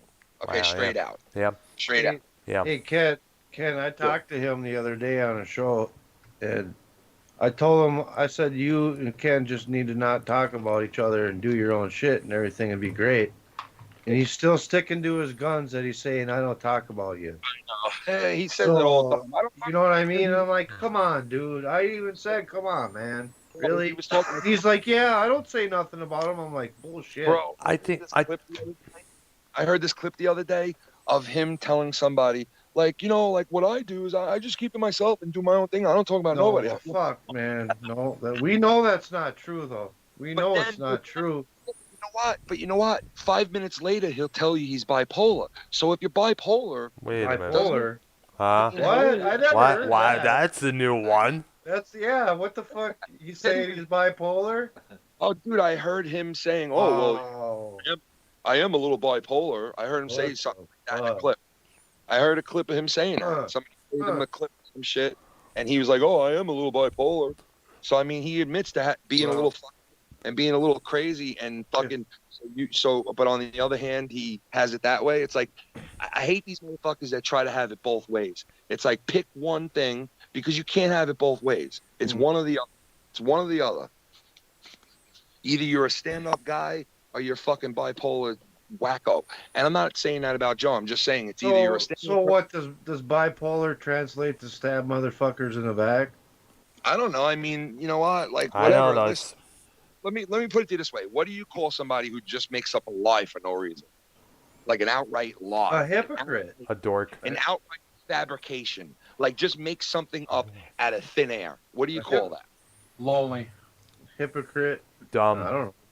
Just dumb. No, I would call it a hypocrite, because a hypocrite is like when you do something that someone else did to you. Yeah. Well, that's more like I don't revenge right there. Retarded? No, I don't. Oh, dude. I don't fucking know. Yeah. There's many words. There's many words you can use. There is many words, but I'll tell you what, there's one. There's one word for that, and it's called liar. Period. When you lie, it would more be a pathological liar. well, yes, I mean to Right? Right? All- To be more specific. dude, all I know is being called out and being told like your opinion on shit, or like, you know, even joking around with somebody is one thing, and like having like a funny fucking go between going back and forth with each other, and you know, one guy ups the next guy and it's funny and it's entertaining for everybody involved. That's one thing. But when you start just making up blatant fucking fabricated lies for no reason, Wow. and you know the person, when you know the other person's gonna know 100% that you're lying, like, don't you think to yourself in your head, like, man, that motherfucker's gonna know I'm straight up fucking lying, and he's gonna be the only one that knows, because obviously, you know, he's gonna be the only one that knows. And I know what he's doing. I know that he, like, straight up just fucking lied about me the other day. Wow. Straight up. You know, you tell him, you know, like, come on, man. It's just, don't make up bullshit, though. Don't do that. Let's go back and forth. That's fine. And I could even shut my fucking mouth, because I already did a show where I shut my mouth. I already did a couple of hours of content where I shut my mouth about him. People are getting bored about me and him going back and forth. They're getting bored of it. It gets old news after a while. Yeah, I'm bored of it. You know, so it's Yeah. But then again, I think, but then, it doesn't change anything at the end of the day, neither. yeah. no, it doesn't. But it's like, don't lie about me, man. No, come on. I think Don't what fuck- it is that when people still are stuck on the beef between you and Joe, and I think Joe thinks that possibly if he keeps bringing some of that up, that will draw in more viewers. I don't know if that's. Well, that could be a little part of it, a tiny bit. Well, you know what? You know what? Instead of it being a lie, it could be perceived as a work. You know, Maybe. So Yeah. Joe has a very good way of thinning the line between reality sometimes, and he's good at it. You know, he's been doing it a while. He's a showman. He's an entertainer. He knows what he's doing, and he does it well. And sometimes he blurs that line. Yeah. And you could call that sometimes a work, or you could call it a lie, or you could call it many things, because it's blurred in between. You know, just like kind of when he named, like when he'll say something about somebody, but then he'll say, oh, I'm not talking about you. Like when you all know who he's talking about. And then he could say, no, I'm not. I was doing this, this, and that. And then boom, all of a sudden there's those blurred lines again, because he knows how to ride both sides very well. And a lot of it, too, is that he makes sure to try to keep it off of monetize this mostly. You Yeah, notice that?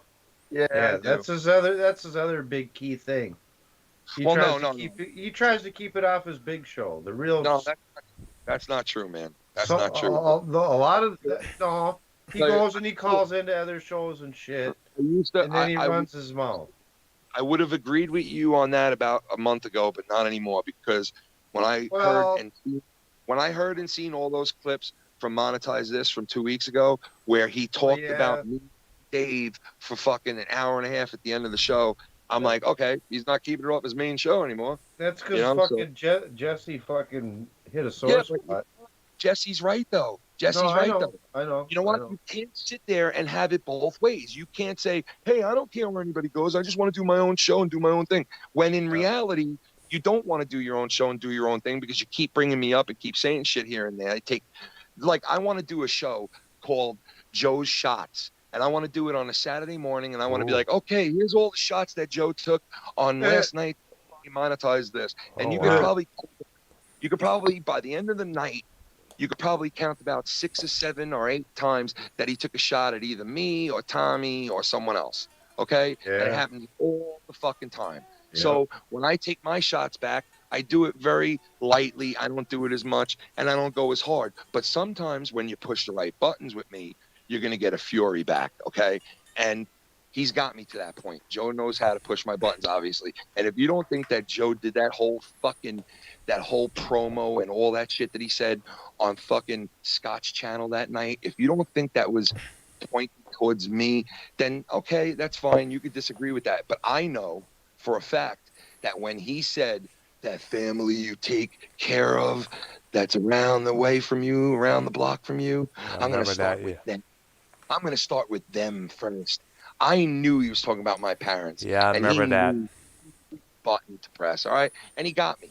And my wife knew I was falling into a trap because she warned me a million times. And she said, Ken, don't say anything about it. Let it go. Don't be a dick. Just keep your mouth shut. And I said, I'm going to. And then the more I heard it and the more I listened to it, the more I broke it down, the more I just kept feeling it. Like, this fucking bastard had to go and say that just to fuck with me. For what reason?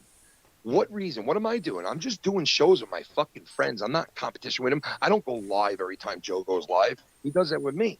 With me. Yep. I don't do that with him. I don't do that with him. He does that with me. I'm a 2,500 sub channel. Like, for real, dude, you're worried about me? No. Why are you worried about me? Because you know why? Because he knows the only difference is exposure. That's the only difference. And he's never met anything like that in his career on YouTube. And it threatens him. And I get it. It would threaten me. I wouldn't want somebody to come in if I had 70,000 subs and be like, holy shit, this guy's fucking just as funny as you, man, maybe funnier. I wouldn't want somebody to come in and take my shit and be like, oh my God, this guy's fucking, he's so funny that people like him so much, they might all start watching him. Of course you'll be like, what the fuck? I get it. Well, we know that he wants to keep everything down so he can hoard all the money.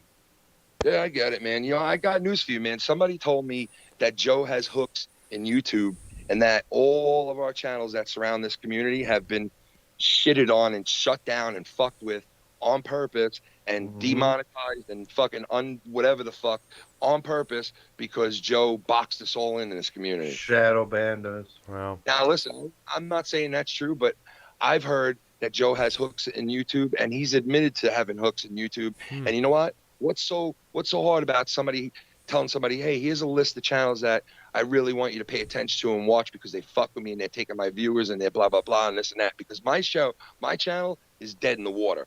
I can't get new subscribers by the shit I put out because it gets out to nobody. My shit's dead in the water. So if I put my shit on another channel, I'd probably still be growing. I'd probably be well past fucking 4,000 subs at this point. Yeah, I've heard you talk about that. Yeah, I just don't do it because, like, what's the sense, man? I like where I'm at, and I like who's chilling with us, and I don't have problems if you go watch my show, Joe's show, Joe Schmo's show, JB's show, Jack, Joe, whoever the fuck. Go watch them all. I don't care. I don't give a JB. No, I'm just kidding. I'm just saying, I enjoy all of it too. Like, I understand why people would want to watch a lot of it. Go do it. Have fun. I don't care. See, when I say, hey, I don't care if you come on my show and then the next night you're on his show, I don't care. If I put you on my show, I'm putting you on my show. If you call in, thank you. I'm going to put you on if I want to put you on. Like, even if you're on his show. Except for Bullfrog. Well, he sits there and he says, oh, I don't care if you go around and you're on people's shows. But then Jesse proved him wrong. His own guy proved him wrong right there in front of everybody. Wow. Like, but you care. And he's like, no, I don't care. And then 5 minutes later, yeah, it shows you did care. Absolutely, he does care. Otherwise, he wouldn't be doing that. No, that's what I'm saying. Jesse hit a sore spot, you know? Yeah, I don't care. And you guys know I don't care because I'll put Jacob Prater on if he's on, like, if he calls in and I have enough room. He sucks. But I'm just saying, I'm giving you a friend.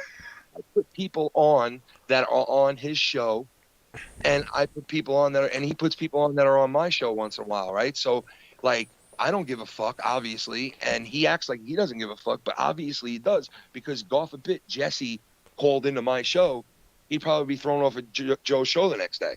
He would be. We you know what? that. I got to tell you this. I'm glad you brought that up. Mars, me, I think it was me, Scott, and Mars Mira, and whoever else. Jesse called in saying that how can anybody do this to me? How come anybody had to throw away all these years of friendship? Apparently, what this deal was that Joe DM'd him on Twitter saying, goodbye, I don't want nothing to talk to you, just for being in the chat on Mars's show. And Jesse called in, and he was like, he was almost on the verge of tears there. Yeah, there you go, man. I mean, listen. And this was months back. Joe has issue with, like, this is the things that I didn't know, like, he had issues with when I was working with him. Yeah. One is listening to trolls. Like, this guy listens to people that influence him tremendously. So if somebody says like this, and that to him, hey man, this guy might be doing this, and that, he fucking believes it. It's weird shit. The shit that he accuses people of, especially me.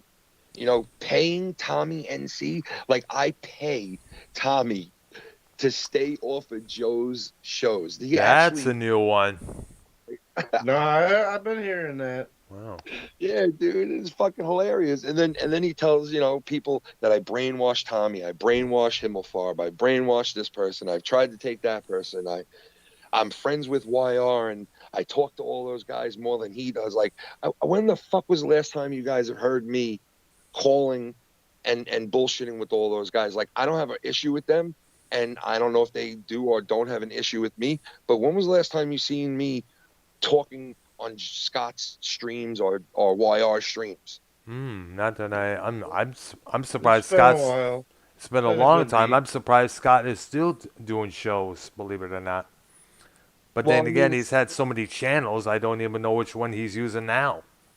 As far as Scott, like, I don't have issue with him either. Like, I don't have beef with him, and we're not friends. Like, we don't interact. Like, if you don't interact with somebody, you can't call yourself a friend with them, right? Yeah, correct. So, but I'm not his enemy, and I don't wish or do anything to him behind the scenes. I don't even play games with him like, let me get some contact out of fucking with Scott today. Let me fuck with Scott today a little bit so I can maybe get some content out of it. I don't play those games with him like that, dude. You know what I mean? Like, other people do and have. Wow. And other people have even made those claims right there out in the open. Like, hey, yeah, this is what I was doing. So like, point the finger, you point the finger. And honestly, I don't know what's going on. I haven't listened to a lot of bullshit in a while, like as far as like drama shit. Yeah. And when I get sent clips, I don't really listen to like 80% of them. To be honest with you, I throw like 80% of them away. I don't even listen to them, man. I got to tell you, Bullfrog left me clips about like a month ago where he was bashing me and talking shit to me really hard because he was pissed at me for something. Wow. And I just deleted all of them. Didn't even listen to them. Because I didn't even want to hear it. I didn't want to hear it, Yeah. So I only listen to like 20% of the clips I get sent. And you know what? I've heard a couple of clips where I can go and fucking say some shit on some video. I'm not going to bother with it anymore. Fuck it, man. Whatever. Like, if Joe wants to make it sound like I'm some kind of fucking genius that can brainwash rich men in Florida and autistic people in fucking North Carolina, then all right, that's fine. If people want to believe that, go ahead, believe it. I don't really give a fuck. Yeah. You paid Tommy to not come on his show. Yeah, I'm done defending that shit, because anybody that would believe that I have enough money that I could pay Tommy to not be on Joe's shit, man, are they gullible? I got him a bridge to sell you too. Oh, okay, yeah, right. Come on. I mean, nobody brainwashed no one, folks. Nope. Nobody. And that weekend I spent with Himmelfarb and those guys. Yeah. You know what? Yeah. We didn't mention Joe Cronin once. Wow. We didn't mention Joe Cronin once to each other. We had a good fucking time. We got drunk. We enjoyed it. It was a good fucking trip. And we went and saw that women's wrestling pay-per-view. The Evolution.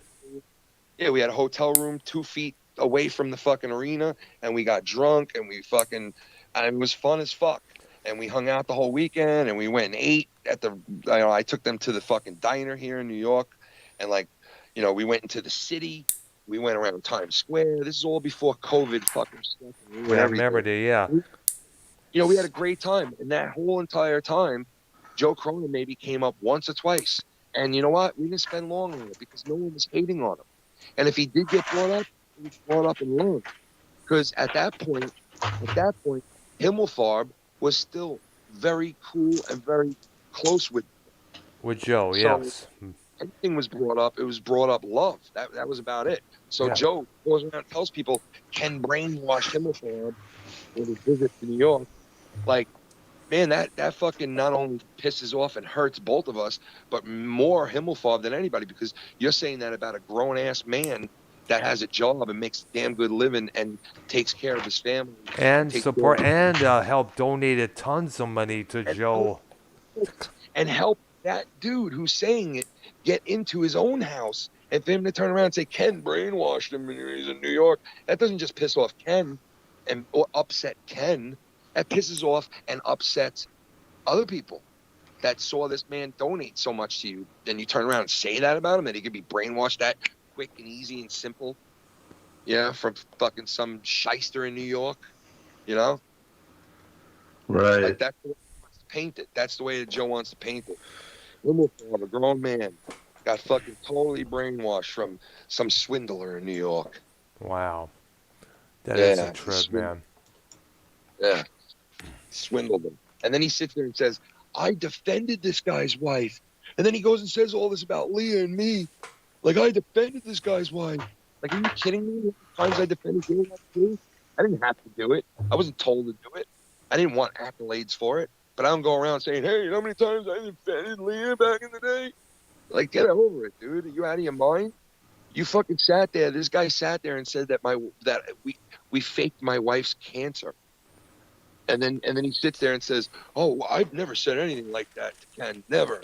I would never say anything like he said to me. Like, come on, man. Fucking double standard. That's when you say someone's a hypocrite. Minnesota. Yes, sir. Wow.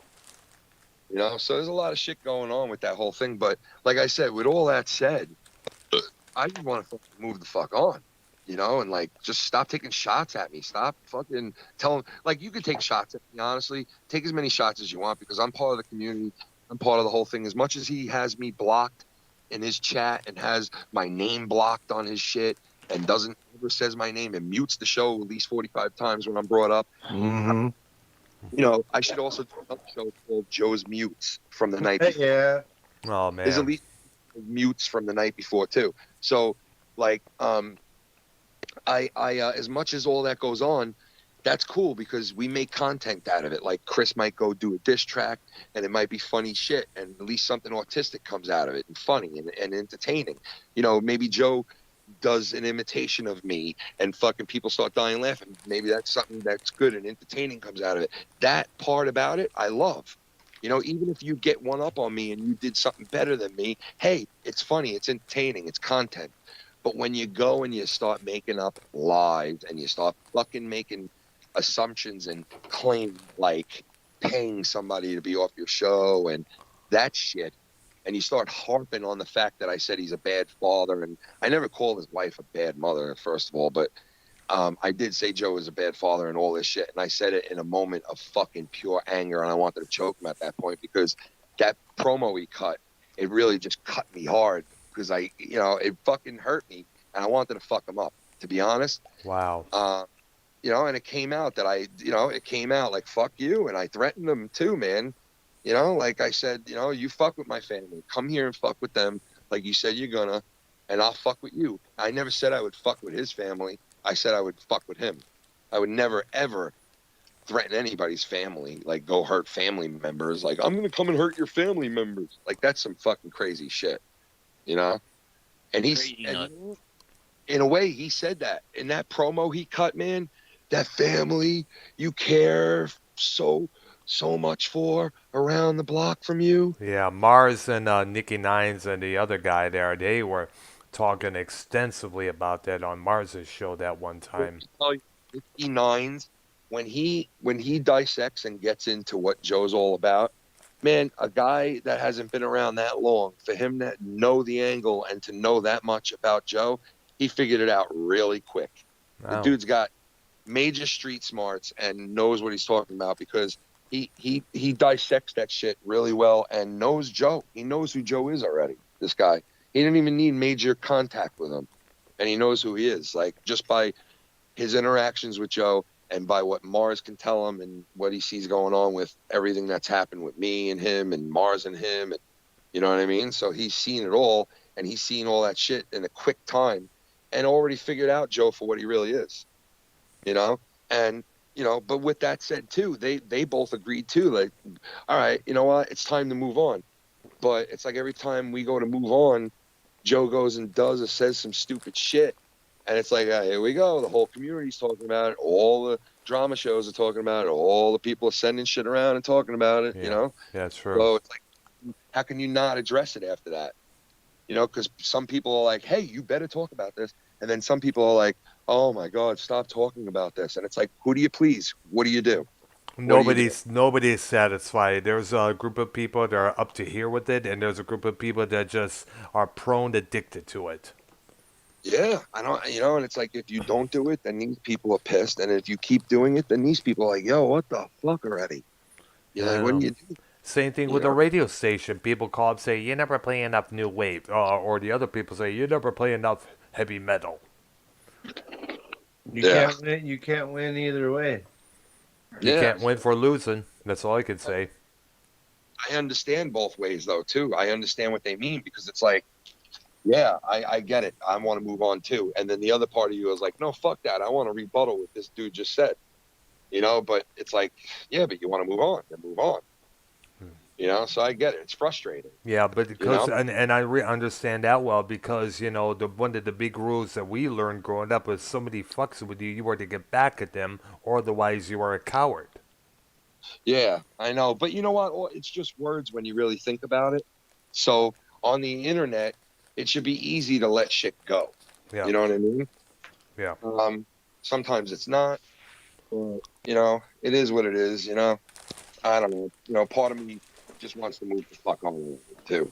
You know? But we'll see what happens, because Monetize This is tonight, every night, and you can listen for Joe's shots and mutes throughout the night. And let us know tomorrow how many there were. Yeah. I'll be at work. I'll be at work tomorrow, so I won't have time to listen. So I'm sure there'll be several.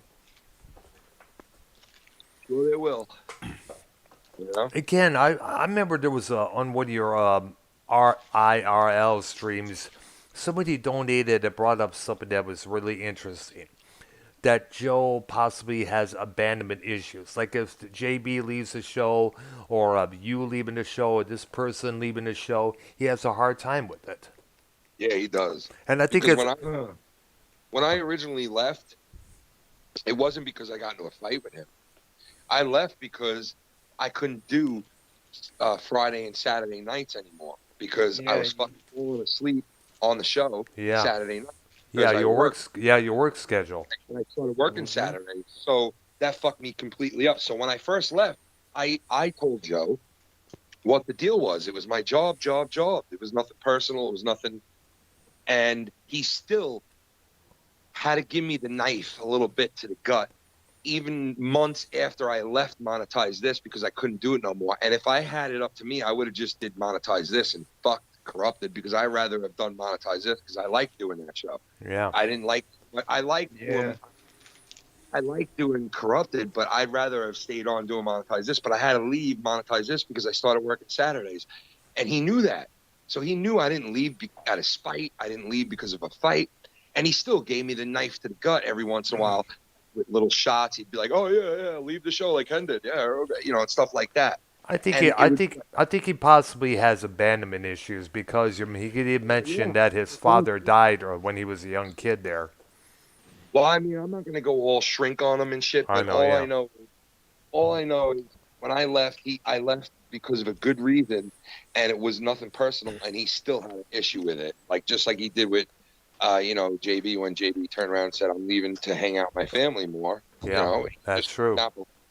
He couldn't believe that. He couldn't accept that for some reason, you know.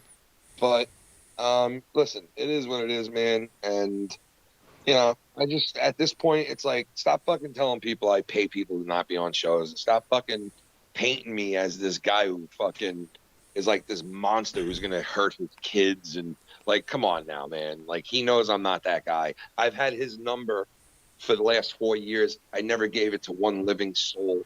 I know his address forever. I never gave it to a living soul. I would never do anything like that. I haven't, and I wouldn't, no matter how shit, unless it's done to me. You know, he accuses me of fucking getting Jake, Jake DeMarco. yeah, getting him swatted, like for real, man, like for real, like come on, you know, come on, you know. And I even have Jake DeMarco telling me, you know, Ken, you didn't do that to me, bro. Like that had nothing to do with you. That was like a year later.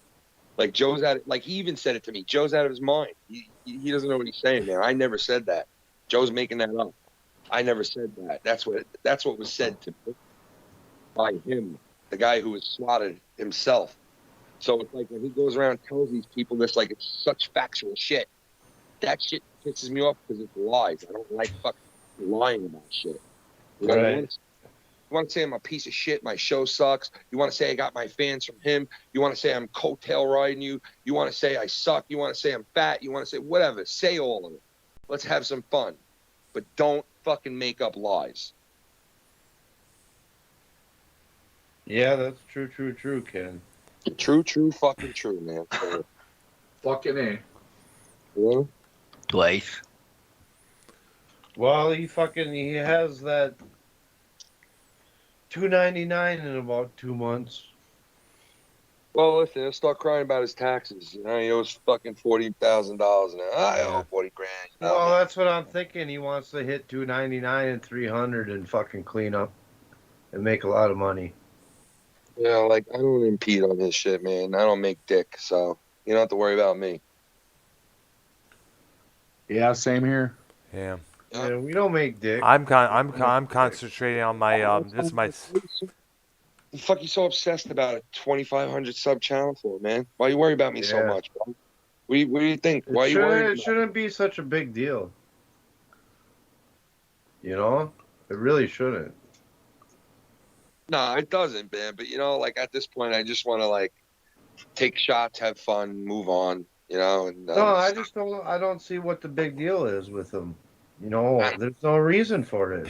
I just don't think there's no reason for it. It's stupid.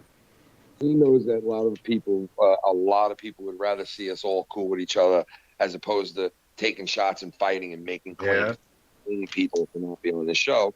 But you know what? That's not the way he's operating. I don't know why, but hey, I'm not in Joe's head. I don't know what he's thinking. So, like I said before, he could be thinking a lot of things. Who knows, man? Who's telling him? Who knows what's being said? And who knows? I don't know. We don't want to probably know what's going on in his head. Right? Probably get lost. Yeah, who knows? He just doesn't do what's best for business. You know? He don't play well with others after a while. No, he don't. You're right. After a while. In the beginning, he's the best. He's so funny and we have so much fun. But then it's all a smoke screen. But then not so much, you know? The reality hits.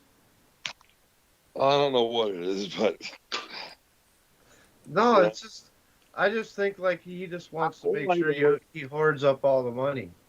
That's dude, all he's just got to get all that money. Dude, look at the group of guys.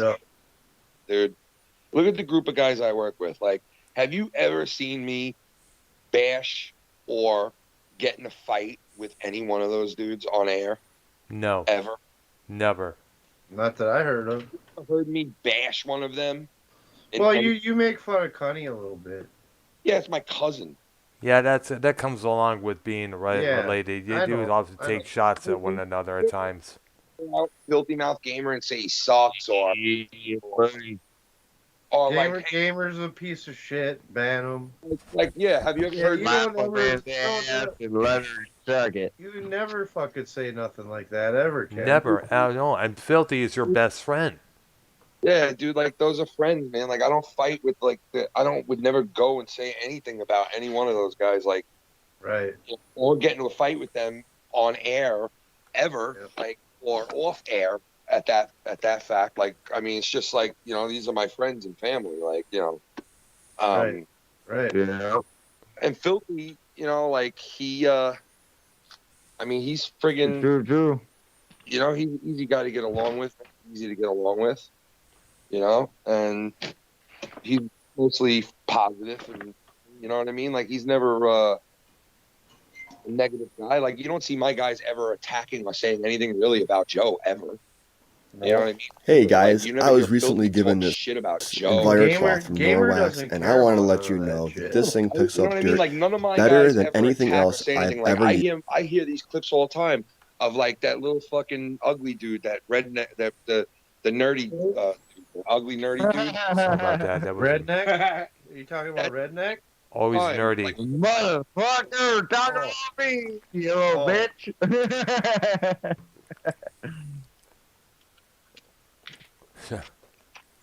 like, I've heard that guy say, like, oh, yeah, he's so fat, he's diabetes, and he's fat ass.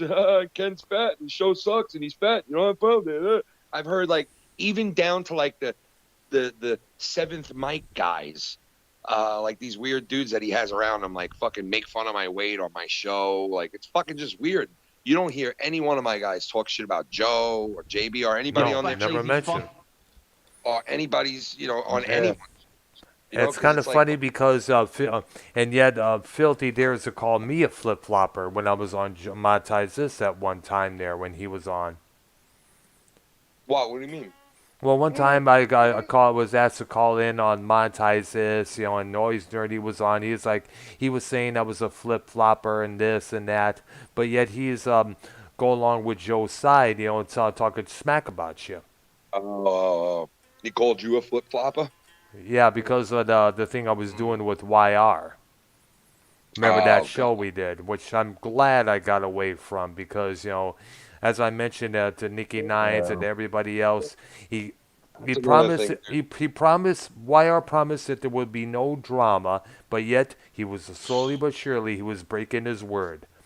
Well, you knew it was gonna happen. Yeah, well, Yeah. it was, and from what I understand from Nicky Nines, he's still pissed off that I left because he's still he's saying that the show I do with Arcanoia Stroke of Being is a snooze fest. Why? Because there's no drama.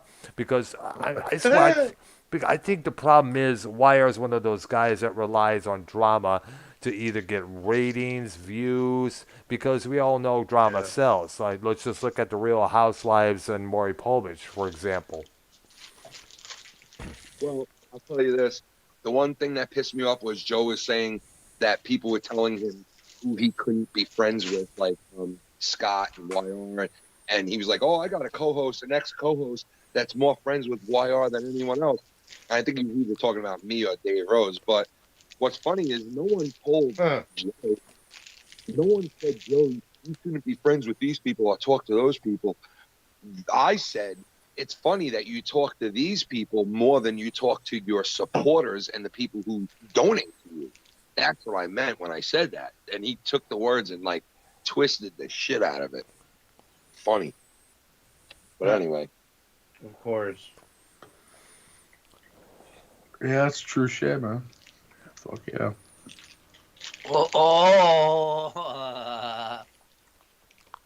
You know, we have yet to hear Big D say any words. You know, he get his words in about this whole thing there, or about anything else.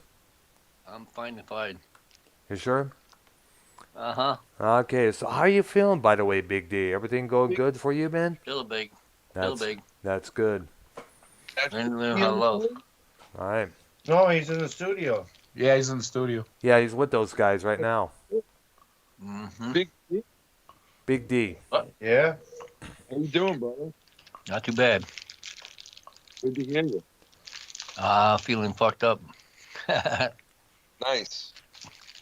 I fucked up in Jericho, and they ran me into a year almost today. Wait, what happened? I was hung up in Sun Tower Crate. They kept me in the fucking shank here today for 4 years. And then they left me over in last month. Now they got me hooked on a serious up. You hear me? Yeah. Now I could hear you. Now I can hear him. It's a recross and reross. No, since his fucking blood clot in his head, dude, it's like, it's like hard to understand some of the shit he says. So I got it right. yeah, but I still love him, man. He's still my buddy.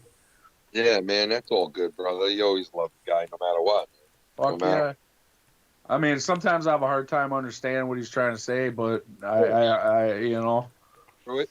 You know what I mean? Like, that happens. I had a cousin who was deaf, and he's passed away now. But back when I was a kid, it was great to speak with him because I didn't know sign language and shit. But found out a way to communicate anyway. You communicate.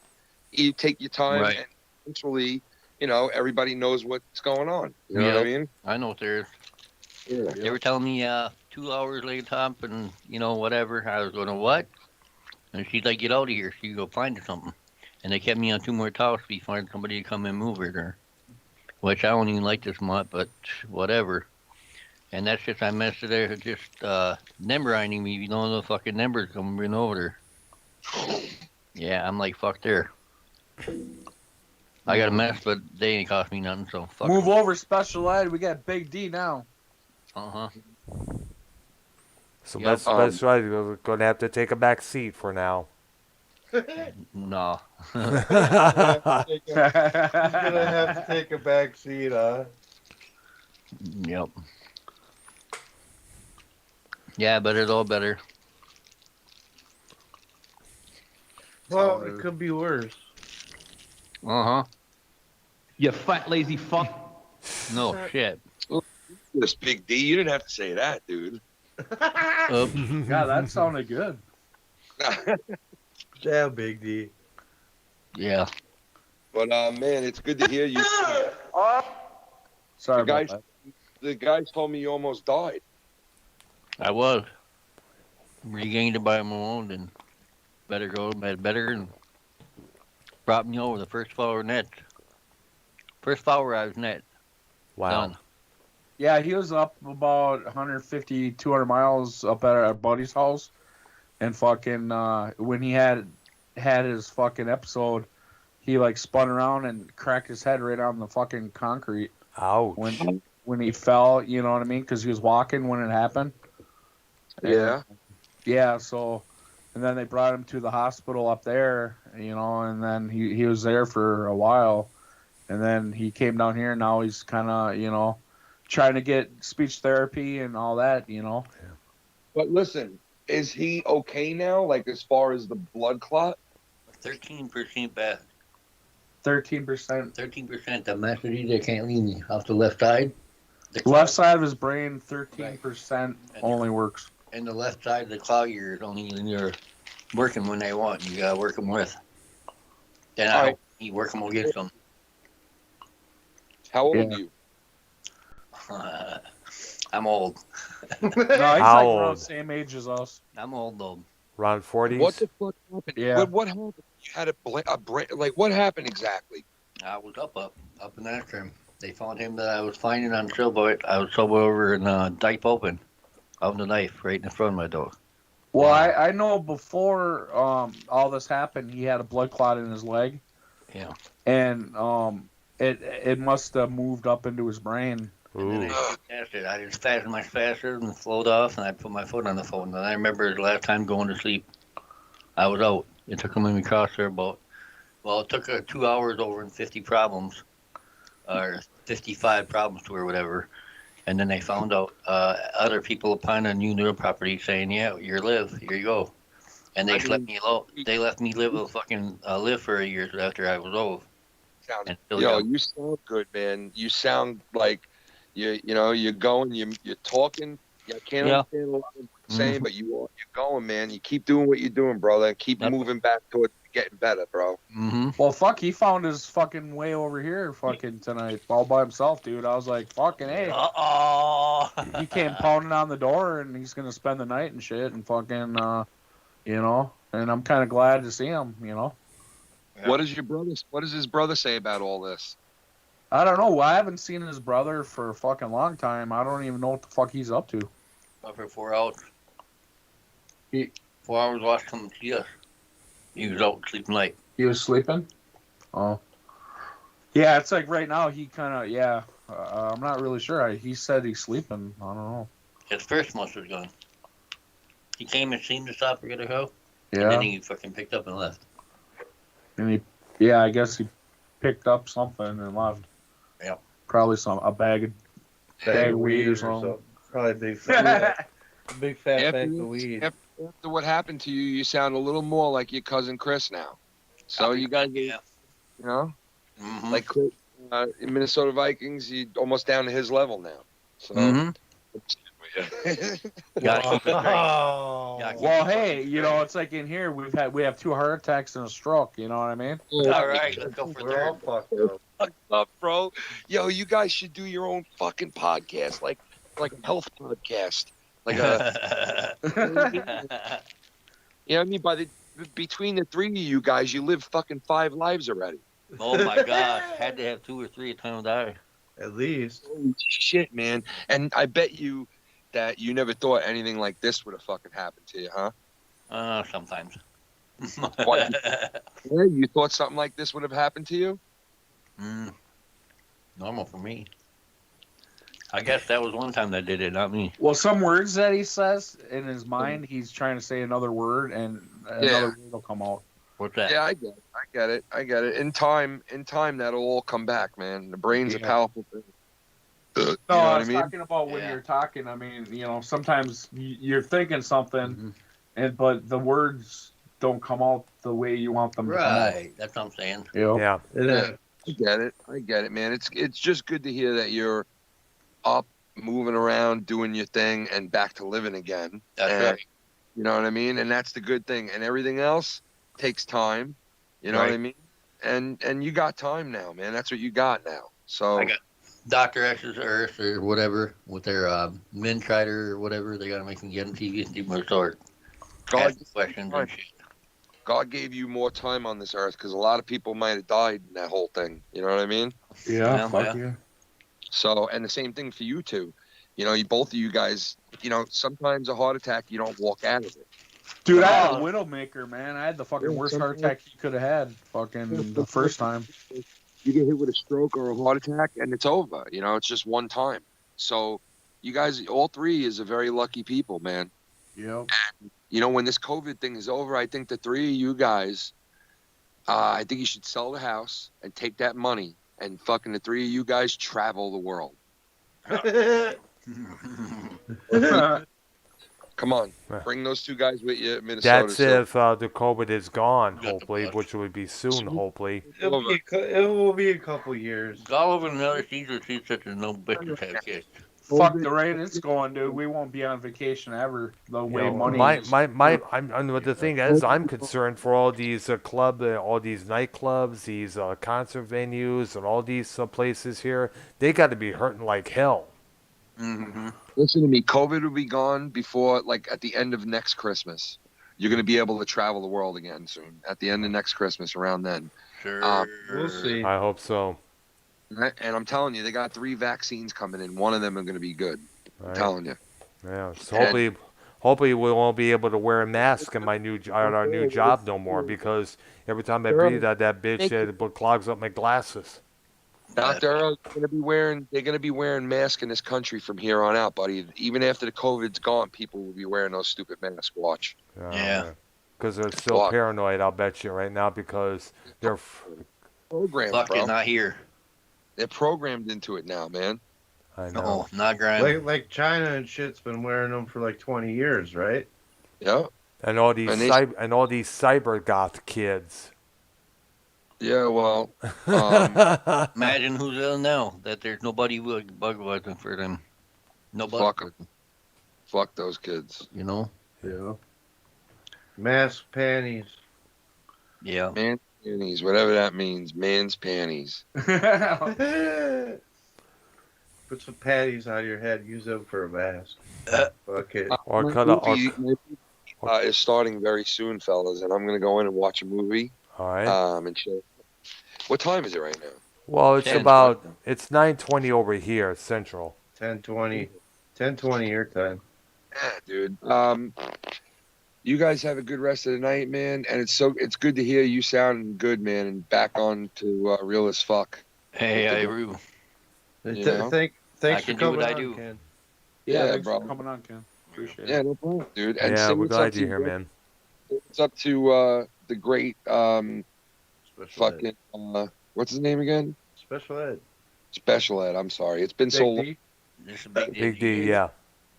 Yeah, it's been so long, Big D, that special ed's been around, and you. It's been a while too, man. It's good to hear you doing good, man. It is. Yeah. Do it too. You take it easy, bro, and enjoy the time that God gave you back on this earth, man. And fuck, Give me the Conway.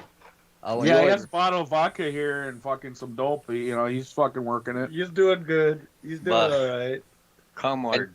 now that blood clot is gone, right? Like that blood clot could never do anything again to him, right? No, I can always skip it, Mir. He just got to keep the blood thin. You know what I mean? They make my chetamades my nomade. But So my are name you blood- on blood thinners currently? Yeah, you can rate them up to different. Yeah, it's called vodka straight.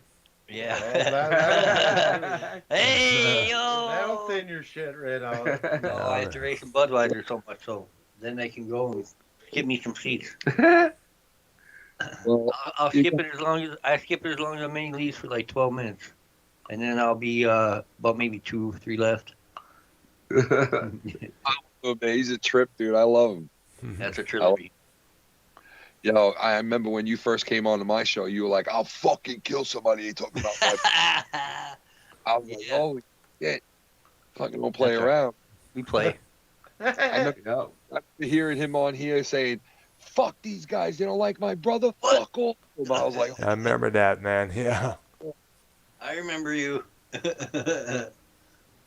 know, so it's good to hear that you're back to sounding good and you're chilling with the guys, man. It really is.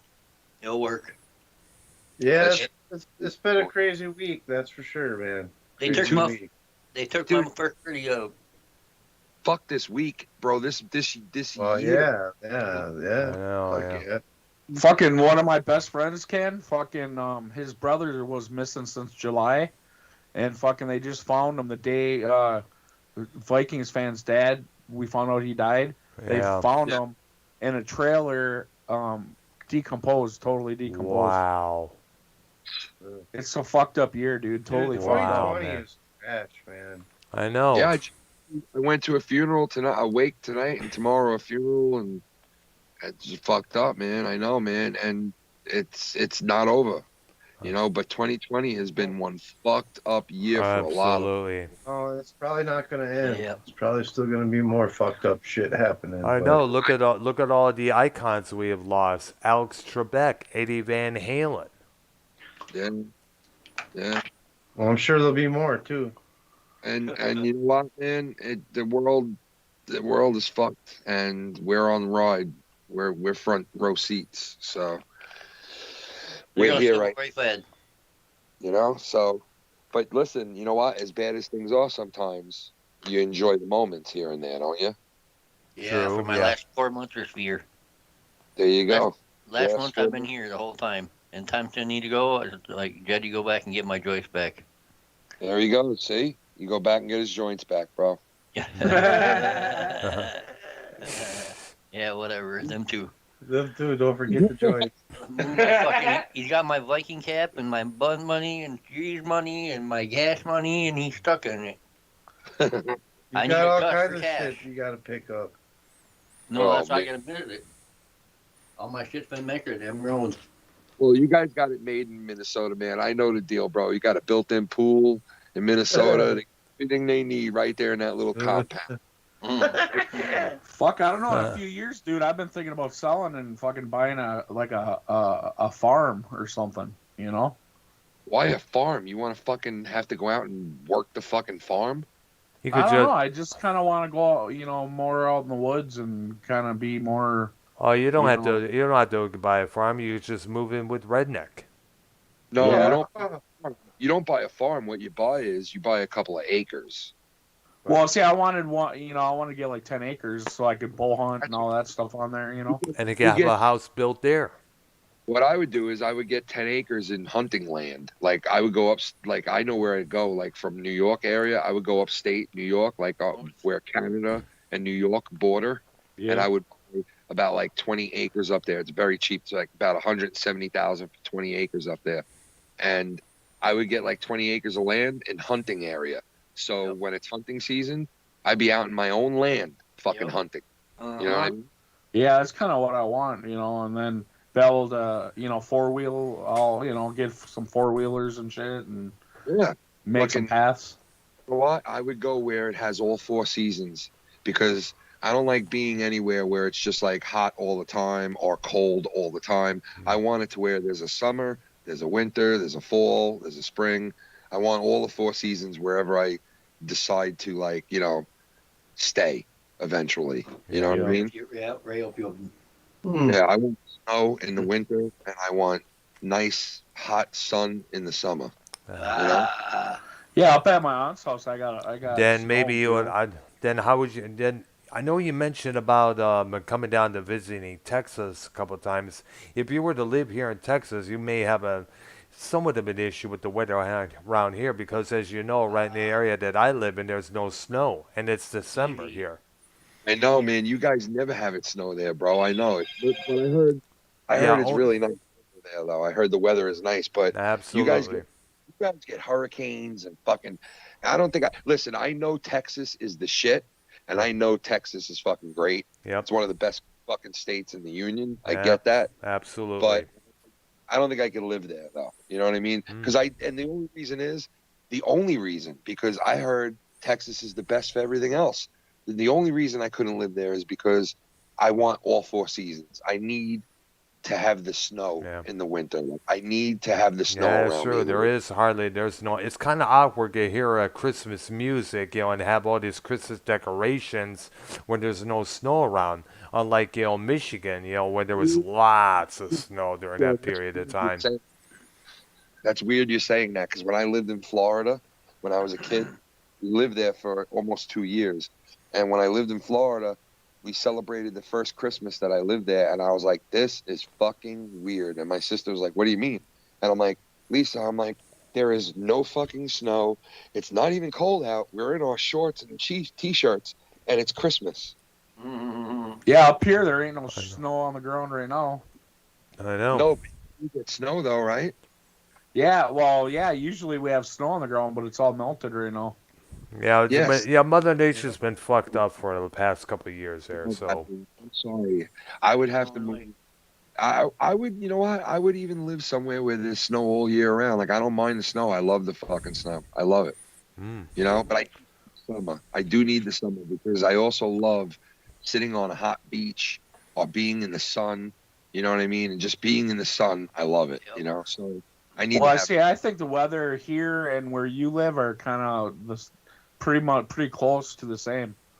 It is, but you know what? Long Island, when it snows, when you guys get like a huge snowstorm, we get like a couple of inches. And when we get a huge snowstorm, that means you guys got a huge one. So we very rarely get the big ones like you guys do.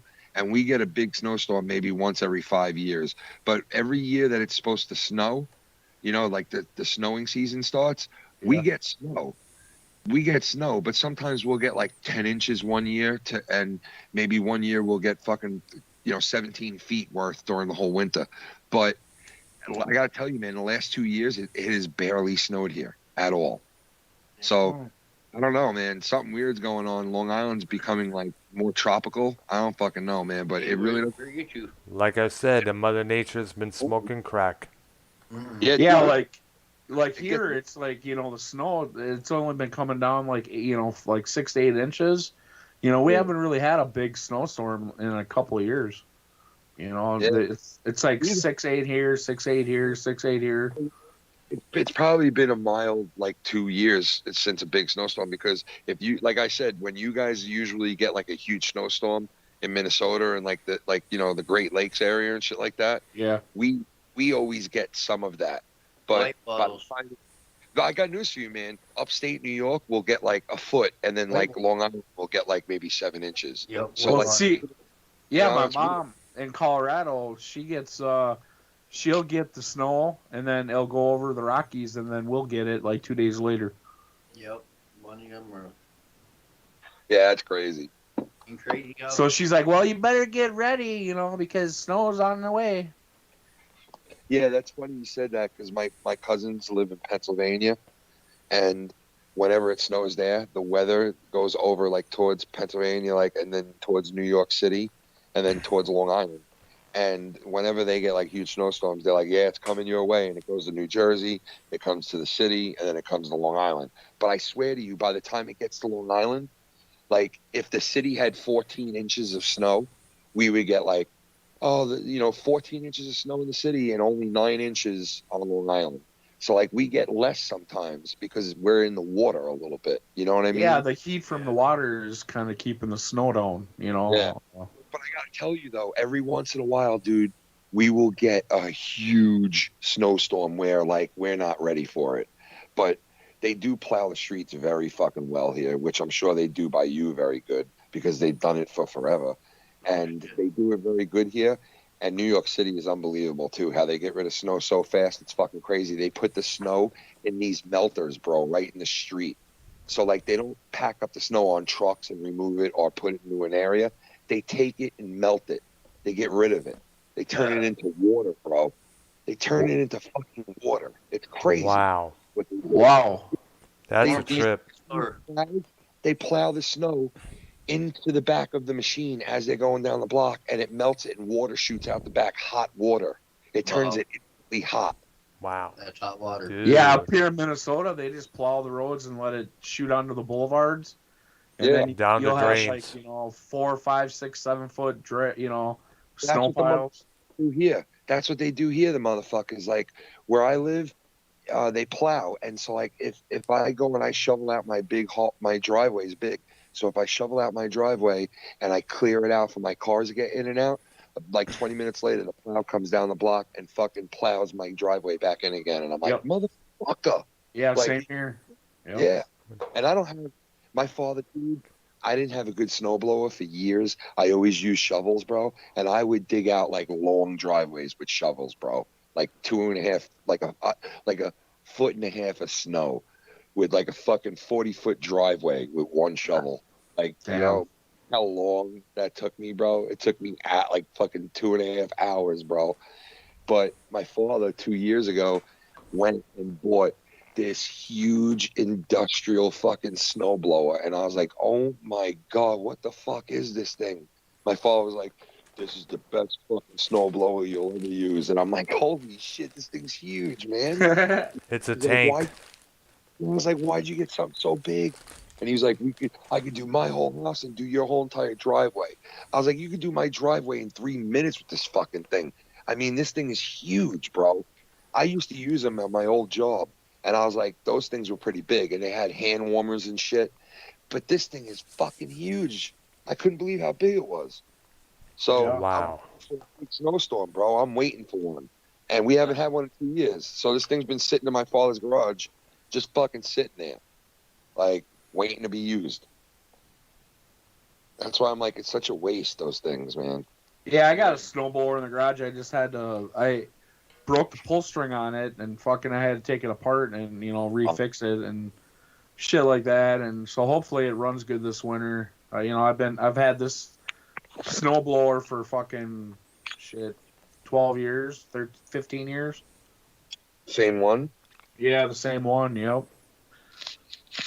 Thanks.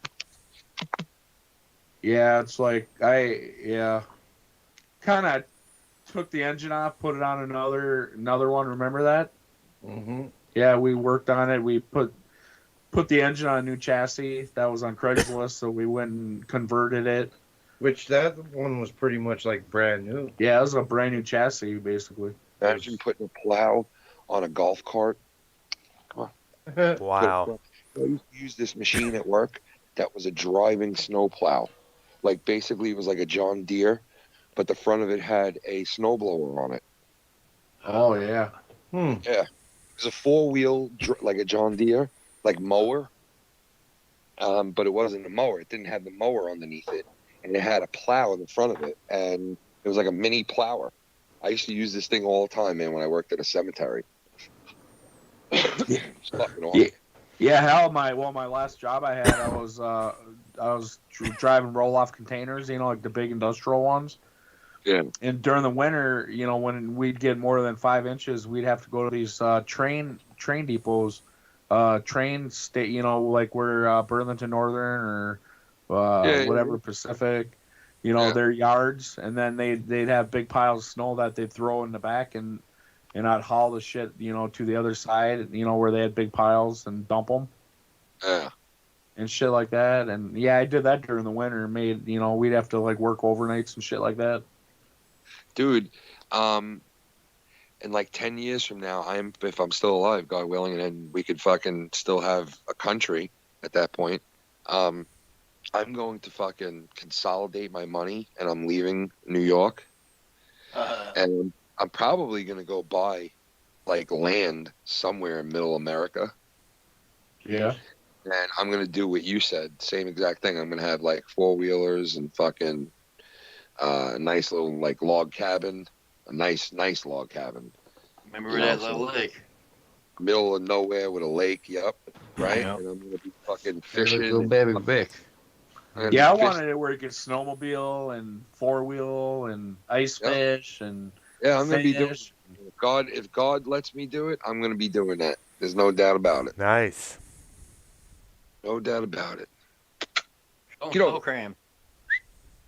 Yeah, I've been off of work for about 3 years now, and I mean it gets boring sometimes, but I got pretty injured at work, so yeah, so I'm kind of like just sitting here, fucking broken up, basically. Yeah. I have yet to even get injured at work myself, so. Yeah, I mean, I've been injured at work a couple of times, but like it always comes to the point where the doctor's like, okay, you got to go back. I'm like, okay, got to go back, no matter how I feel. Even if I felt like, hey, doc, I'm still in massive pain. The doctor's like, well, comp won't pay anymore, so you got to go back. And that's boom, I got to go back. Well, yeah, I can't even pass my DOT physical. I go in and I fail it, so I can't drive, like Class A or semis or nothing.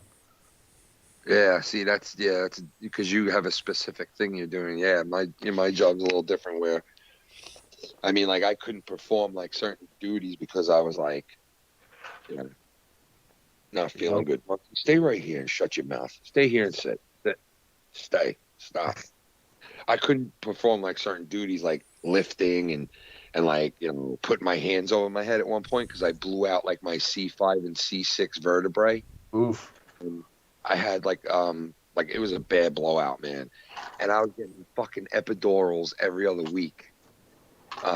Like the needle in your spine. Yeah. Oh, yeah, I got them. Yeah, they could only do it so many times, you know what I mean? And they had to stop doing it. And then I started feeling pain, like, again, like really bad. And I couldn't go to work. Like, then I was out for like 4 weeks, 5 weeks, right? And then, like, when the 6th week ended and I was ready to go back, I was like, I can't go back because I can't even move. I can't even turn my neck, right? Oh, shit. Damn. And fucking, I had to go back because they were like, well, you got to go back. The doctor said you're good enough to go back. So I was like, I'm not, and I had to go back, man. I'll tell you this. For like 2 years after that, I still was working for 2 years after that. It wasn't only till like maybe 4 or 5 years ago that the pain started to like morph into different pain. So like, it doesn't hurt me in that area anymore. Yeah, I get them injections in your hips, in your joints. Yeah, those are no joke, bro. Yeah, my joint, my hips are fucked, totally fucked, and where I can't even bend down, kneel, get on the ground or nothing. Dude, when you get those needles, have you ever had it hit a nerve when they give you the needle? Oh, fuck yeah, and you jolt, and what the fuck? Oh my god, dude, I had it hit a nerve when they gave me that needle in my spine.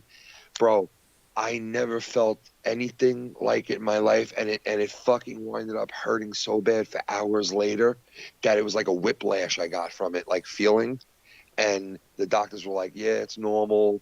It happens one time out of 1,000 epidurals. And I'm like, well, yeah, so it has to fucking happen to me one time out of 1,000. And I couldn't feel my legs for like a week and a half, bro. Like I felt like I could walk like for like a week and a half. it was fucked. You know, so I stopped going for those things, the epidurals, because that was a very scary experience, man, with that shit. Wow. Yeah, when I get my hips done, I fucking well, the first time I was awake, you know what I mean, and I had that shot of nerve pain in my joints. Oh. And then the second time here, I went and fucking they put me to sleep. You know, it was kind of cool. They put me to sleep and did it. Yeah, that's better that way when you go to sleep. But I don't like going to sleep, and I never used to. They used to be like, "Do you want a Twilight, or we can put you to sleep?" I was like, "Nope, I'm good." And they're like, "You sure?" And I'm like, "Yeah, I don't want to go to sleep." You know, I don't like with the sleep, dude. I don't like that shit. You know. Yeah, it's like I got bad knees, bad hips, bad back, fucking. Me too, bro. Me too, dude. You got to see, man. I swear, I have such a fucked up neck and back that I've had issue throughout my whole entire like mid-20s to now. Like it started to go so bad because I played hockey at such like a high level for so long that I did shit to my body like a fucking idiot where I just didn't care when I was a kid. I just didn't give a fuck. I thought, oh, my body's going to be fine. I always heal. I'll be fine. Yeah. But now you pay for it when you get older. Yeah, I know. That's like, you played hockey. I played football ever since I was in elementary school. And we took state in 91 and got to play in the Metrodome. That's awesome, bro. I mean, I was the same way, dude. I fucking would full out run and tackle and smash and fucking, you know what I mean? And not think about it and, fucking shit like that. And it put a lot of wear on my body. And then especially bouncing around in a truck all day long, Yeah, well, I got news for you. My father was a driver for years, and that was one of the things that he would complain about a lot because he had a lot of spinal cord injuries too. Yeah. I mean, he had them from Vietnam and shit, but he also got it from driving trucks and buses. And my father used to run charter buses, those big, like double-decker buses, like the luxury. Yeah. You see in England, yeah. My father would run those buses from Long Island, the middle of the island, all the way to Atlantic City. So he'd go through New York City, through New Jersey to Atlantic City, and then, I guess 14 hours later, they would load the bus up again with fucking 200 people, and he'd drive all the way through Jersey, through the city, and then back to Long Island. And he'd be doing I think 7 of those a week, where every night he was driving back and forth. And he used to make really good money doing it because these buses were huge, and not many people could operate these buses. But the bus was luxury, but the driver's seat was my father told me it was like sitting on bricks, and that every time they would hit a bump or this or that, it fucking would fuck him up. And they found out that after so many years that his spine actually lost half an inch from all the times that he was pounding downward. And that shit happens in those trucks and buses, bro. You could really fuck your spinal cord up bad. Yeah, I drove end dump too, big Class A semi end dumps that are like dump trucks, but have a big trailer. And, you get out on the road, on the construction sites and stuff, and you're, dumping your loads, driving in there, bouncing like son of a bitch all day long. And yeah, it fucking, I mean, my injury that got me out of working now for, I don't know how long here, but fucking, it's, I was basically up on a 40-yard container, tarping it, and I fell into the container and fucked up my knee really bad and my back and shit, and so I was on disability and shit for a while, and so it's fucking get fucked up at work, and then they didn't believe, they fucking wouldn't pay me. I had to take them to court and shit. My fucking boss. That sucks. Yeah, I used to work a backhoe when I worked in the cemetery. The last 2 years I worked there, I was on the backhoe. And, driving that backhoe and fucking operating it and digging those holes used to fuck me up on the back of that thing too, man. I used to get sick and dizzy from the fucking fumes of the diesel. And, fucking, the camp would be jumping all around. 500 fucking degrees on the inside of this thing during the summer. Yep. and there's no air conditioning, and it was just a fan. Wow. And I used to be like, what's the sense of putting on a fan with just fucking hot air blowing on you? You know? Yeah, basically driving is the only thing I ever really did. I mean, I first started driving one of them van trucks, working for a food shelf. I worked there for like 3 years, and then I got a job working for Keebler as a sales rep. I'd go around, town to town, handing out Keebler cookies and stuff. Keebler cookies, because people don't know better. Yep, and I did that for a while, and then I got into I went to Colorado for about 7 years, and I got my Class A, and then I drove over the road, did that, drove doubles and triple semis, and then fucking after that I got out and I drove a concrete truck, a Class A concrete truck, for like 4 or 5 years, and then I got into driving them end dumps, and then my last job was driving that fucking roll off containers. So yeah, it's like right now I'm like almost 50 years old, so it's like I'm at that point where a lot of people want young bucks to do the jobs. I mean, Well, speaking, bro, like there's a company that started on Long Island. I don't know if you guys ever heard of this company. They're called Entenmann's. No. They make cake and cupcakes and fucking like Cake Boss. Entenmann's. It's called Entenmann's, and they're the first people created cake and pie and stuff like that with a clear cover to their box, like so you could actually see it inside the box, the pie. Oh, wow. And they started on Long Island, and it's a local company, right? And there's only one of them, and this one company distributes what they make to the whole entire U.S. And what they do is they hire local people that live on Long Island to drive their trucks to all locations that sell Entenmann food products. Wow. And all the food products are made in one spot here on Long Island at their factory that has been open since the 1940s. Wow. This factory has been open since it was built in 1939. This factory on Long Island, and it's been open, operated, and owned by the same family since 1940 till right now, present day. Cool. Wow. Yeah. Interesting. And they deliver to the whole entire U.S. that sells Entenmann products, and I think that like only certain areas of the U.S. sell Entenmann's. I think that there are all places in Texas and California, and like I think they're in like almost every state of the union. But they all are made and delivered by Entenmann's drivers and their factory. So like they hire the drivers from around here, and if you get on to be Entenmann's driver, man, you make some good money because like you get to use their trucks that are number one. Like they buy like the high end, unbelievable like trucks, like state of the art, fucking high end, beautiful. You know who makes their trucks? Mercedes Benz. Wow. Ooh, wow. Have you ever seen that? No, I didn't know Mercedes Benz even made trucks. I just know the cars. That's about it.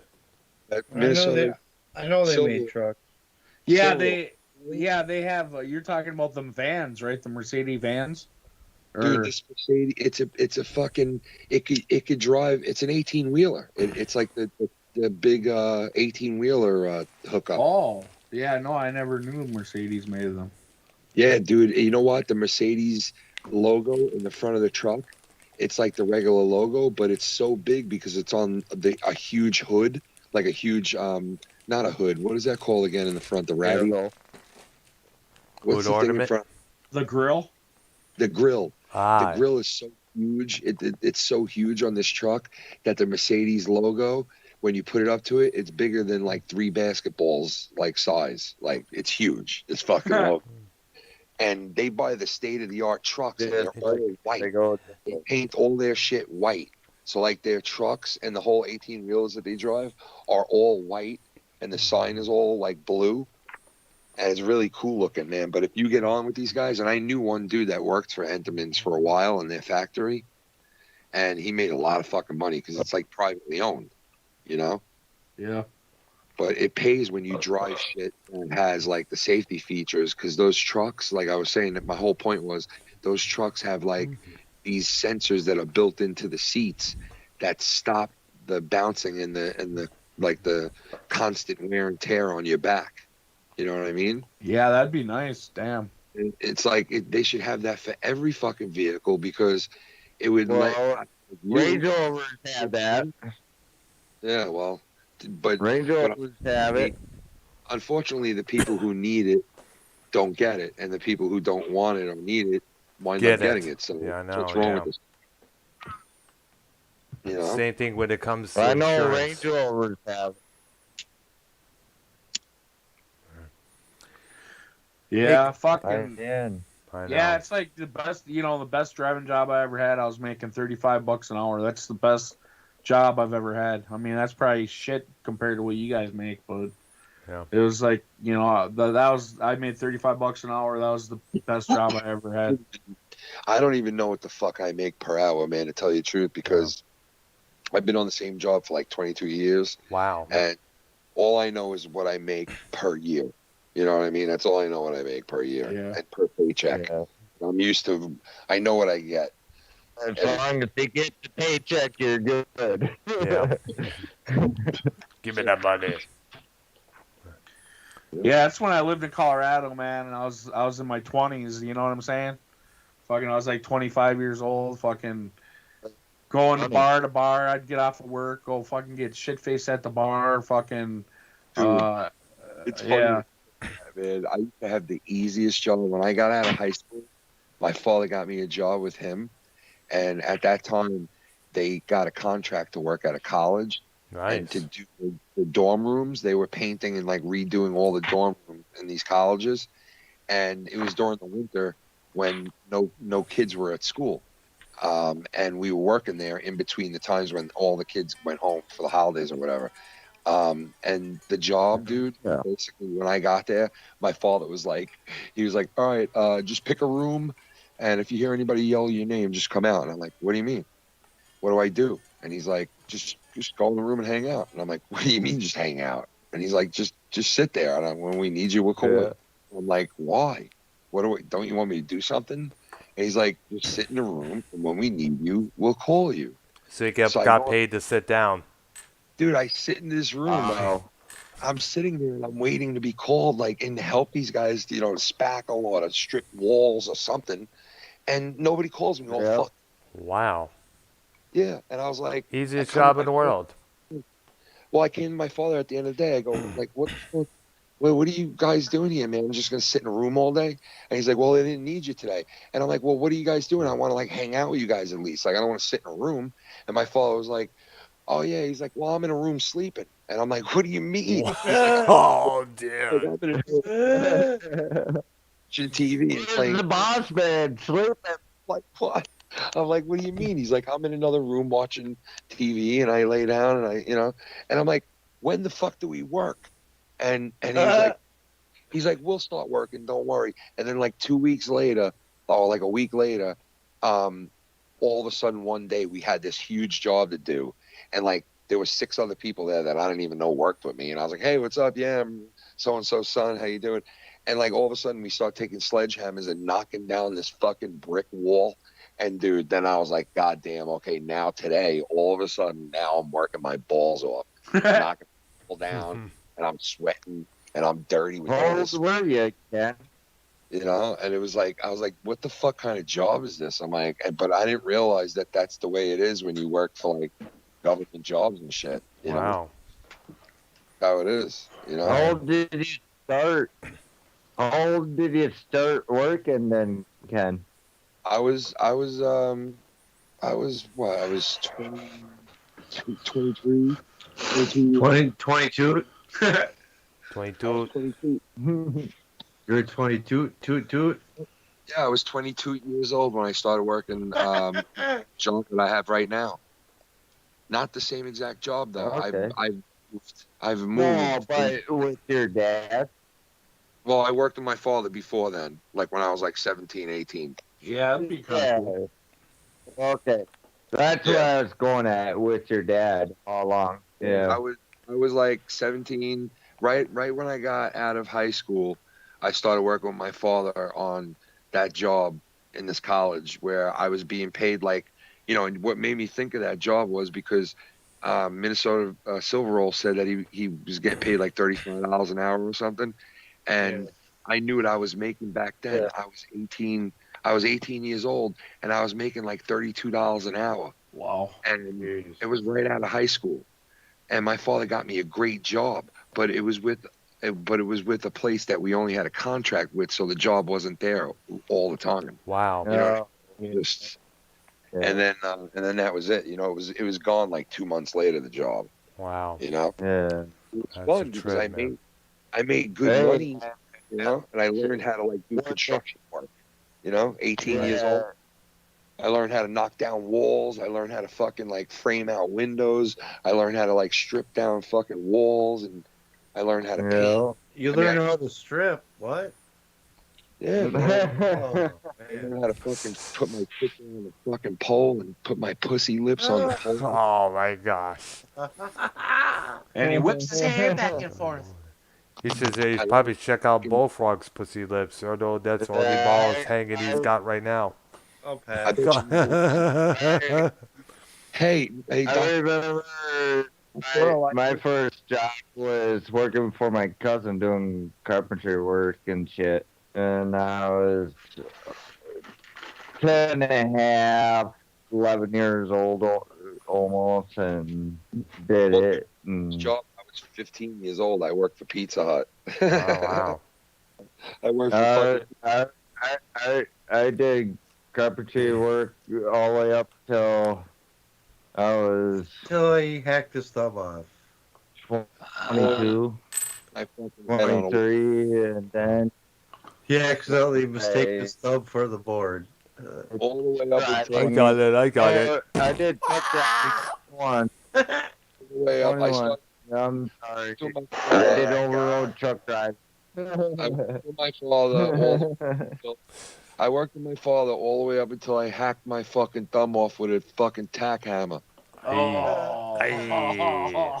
Damn, dude.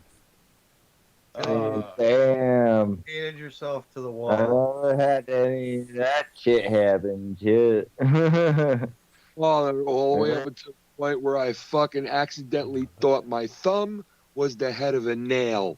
Oh, shit. And I smashed it. I smashed it like a fucking grape. And it fucking exploded. Fucking throbbing like a son of a bitch. It exploded. I look like fucking Yosemite Sam. The thumb, that is. Yosemite Doom, doom, doom, doom, doom, doom, doom. No, shit, man. I mean, I have quite a few years. Shit, I still do carpentry work for side work. Yo, redneck. I mean, hey, man, I was doing carpentry work all the way up until I hacked my whole fucking left hand off with a fucking... Oh, shit. And now I'm crazy. And now I don't... Now fucking great around here, you know, man. I got So I hacked my hand up. What am I My doing? hand does come to so where too well. What the fuck? You wear it over on and wear. With one hand, man. What am I gonna do with one fucking hand, man? And you cap it, man, and you cap it. Off all fucking day, man. Hey, man, fucking, you just gotta sit there and take some more lubes and you're good to go, man. Yeah. Hey guys, it's about close to 10 p.m. here. I got work tomorrow. Yeah, it's getting that time anyway. Yeah. Make sure next time you fuck me, you give me a reach around, man. A Richie. Yeah, man. So everyone leaves because I spoke. No, could you- No, that's not that. Plus, I got work tomorrow, so. Dr. Earl, Yes. I understand your. could you imagine if your nickname was Reach Around? No, my what? My what? Couldn't hear you. Imagine like somebody gave like say you came into the community and like told a stupid story like, hey man, you know this girl jerked me off and she's putting a thumb in my ass and then she gave me a reach around and then ever since then they call you Reach Around. Oh, I like shit. Pretty much the same thing with Tommy and those quarters. My name is Quarters. Why do they call him Quarters? Oh, because he used to stick quarters in there. He used to stick. Oh, why do they call him Silver Dollar? Well, because he used to put silver dollar in his asshole. Joe one time admitted that he stuck a toothbrush up his ass. Oh. My God. That's disgusting. So did he floss it? So did he later floss his ass with Leah's thong underwear? Oh my God. Oh my God. Oh, bro. That's fucked up. Tommy just lost his quarters. He lost the silver dollars too. I had to throw that in, man. She Tommy. Tommy, quit that now. Yo, Minnesota Silver Roll. Yeah. Silver Roll. Yo. When you were doing that night with the quarter sound and you guys were talking about Tommy, I was listening to you guys that night and I was laughing my ass off every time I heard that. Fuck, if he actually dropped quarters out of his ass, I'd love him to be here, man. I'd be making money all the time. So does this mean that the term "got money up the ass" is true for Tommy? Hey, Dr. Earl, you know what, man? What? I'll tell you what. Tommy's the only guy I know that could play quarters with his asshole. Oh yeah, shoot him out, bounce it into the cup. Hey, Tom play beer pong with those quarters. Yeah, here's the sound. Oh, you missed. Wait. Minnesota. It hit the ramp. Yeah. Earl, listen. Not only can Tommy shoot quarters with his asshole, but he also takes the shots in his asshole. Oh. He blocks. When he misses, he's got to take a shot in his asshole. Let's see if he takes this next shot and he gets it. Come on, Tommy, get it. Oh. Come on, Tommy, hit the quarter. Oh, Tommy. He missed again. Oh, he missed again. What the hell, Tommy? Oh, a whole bunch that of one quarters just dropped out. A whole bunch just fell out that time. Tommy, pick up your asshole again with a quarter and take another shot.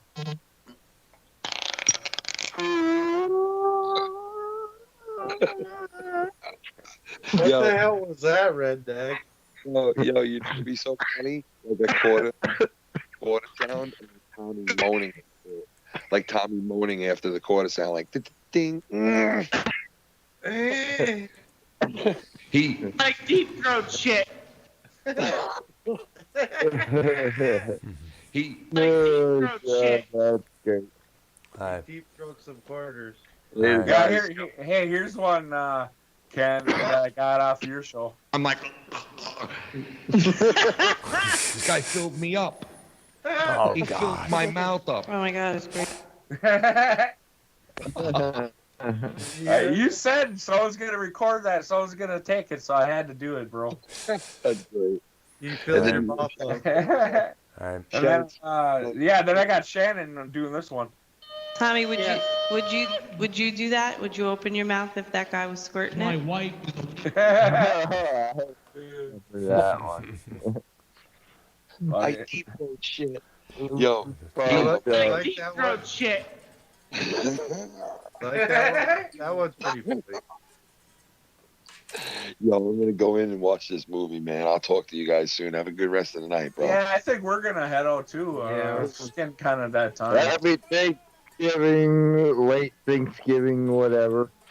Peace Yeah, love you, Fallmouth Ken, and thanks a lot for being on the show. Yeah, we're glad to. Always good to have you on, man. Come down. Yep. Come. Thanks, Ken. One time, go down. Here we go. The great foul-mouthed Ken, ladies and gentlemen. Shameless. Well, All right, we love you. we had Aye. the great foul-mouthed Ken on tonight. Yep. The great Dr. Earl Brown. Yep. You Redneck. rock. Redneck and the also return of Big D. Redneck on tonight. Hell yeah, Big buddy. D in the studio. The return of Big D. Return of Big D. Yep. Silver Roll Hunter. Yo, yo, Right. yo. And me, Minnesota Vikings fan, motherfuckers. You rock! Yeah, that can get cool too. Yeah. Right. That's okay. Thanks. All right. Peace out. Everybody have a great ass weekend. Yeah, Alright, you you too. too. Man. You Appreciate too, Dr. Earl. All right, you too, guys. Alright, you guys, you too, brother. All right, bye bye. Bye. Have a good